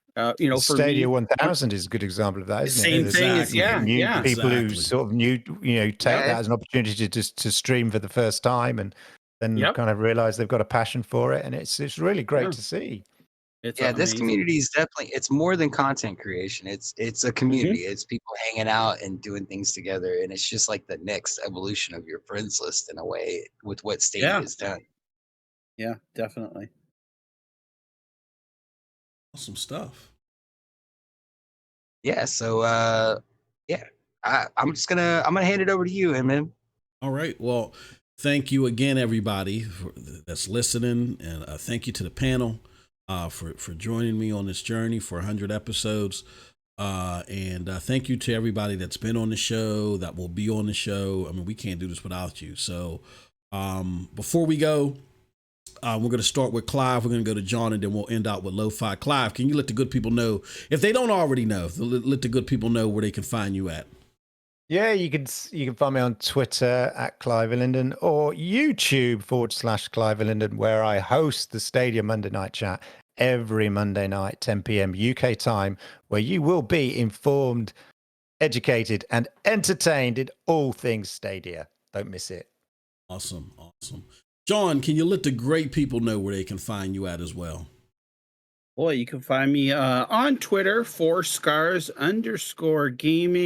Also on YouTube, just gaming there, where I do streams, first looks, multiplayer sessions. Also every week, along with Ninja Guy X and host as well. Stadium Connect North. We love to talk about the news, all the things happening in Stadia community and the platform itself, as well as talk with developers and see, you know, how they feel about Stadia and just hearing their experiences. So it's fantastic time. I love doing it each and every week. And then finally, you can find me on the Best Buy Canada blog at blog.bestbuy.ca. Awesome. Lo-Fi, our wonderful host, Lo-Fi, where can we find you at, my good friend? You can find me on Twitter at Lo-Fi_monk. And you can find me on YouTube at youtube.com/Lo-Fi Monk. And I do a show that's live every Friday at 7 p.m. Central Standard Time. And also Saturday at 9 a.m. Central Standard Time. I'm going to be on a show called Cloudy Game Reviews on StadiaDosage, and we'll be giving away a copy of Saints Row. So be sure to join us. Don't miss that one. All right, and lastly, you can find me here on StadiaDosage and at PNTS Network. Also, check out our sister website, StadiaDosage.com. The aforementioned Jack the Slip is killing it over there with the writing staff. Definitely catch up on all the articles there. And lastly, don't forget about our Twitch channel, Stadia Dosage Plus, where you can find my hilarious take on Dead Island 2 coming to Stadia. I called up my son. He's a GFN groupie. So I had to call him up, wake him up out of his sleep, and make fun of him because it isn't announced there yet. So we had a very fun conversation. So definitely go check that out. And then if you want Stadia Dosage merch, you can go to PNTSnetwork.com, or you can go look here on the store tab. You can get your Stadia Dosage cups and hoodies, MM2K stuff. And then we got other people. Yeah, check it out. We got other people in Lo-Fi, other PNTS network and, other shows and stuff like that contributors that are going to be on there as well. So definitely check it out. Yeah, right. You can get some lo-fi merch, some smiley faces. Yeah, absolutely. As soon as the store does what it needs to do and puts all, the only thing of mine's that is available is a baby hoodie. So if you want to get your kids let me show you something, baby hoodie, which I don't even recommend myself, but you go ahead and give it a shot. No, with that said, thank you everybody for coming through. And here's to 100 more. Until next time, have a wonderful gaming day. Peace. Have a good one. Thank you. Peace.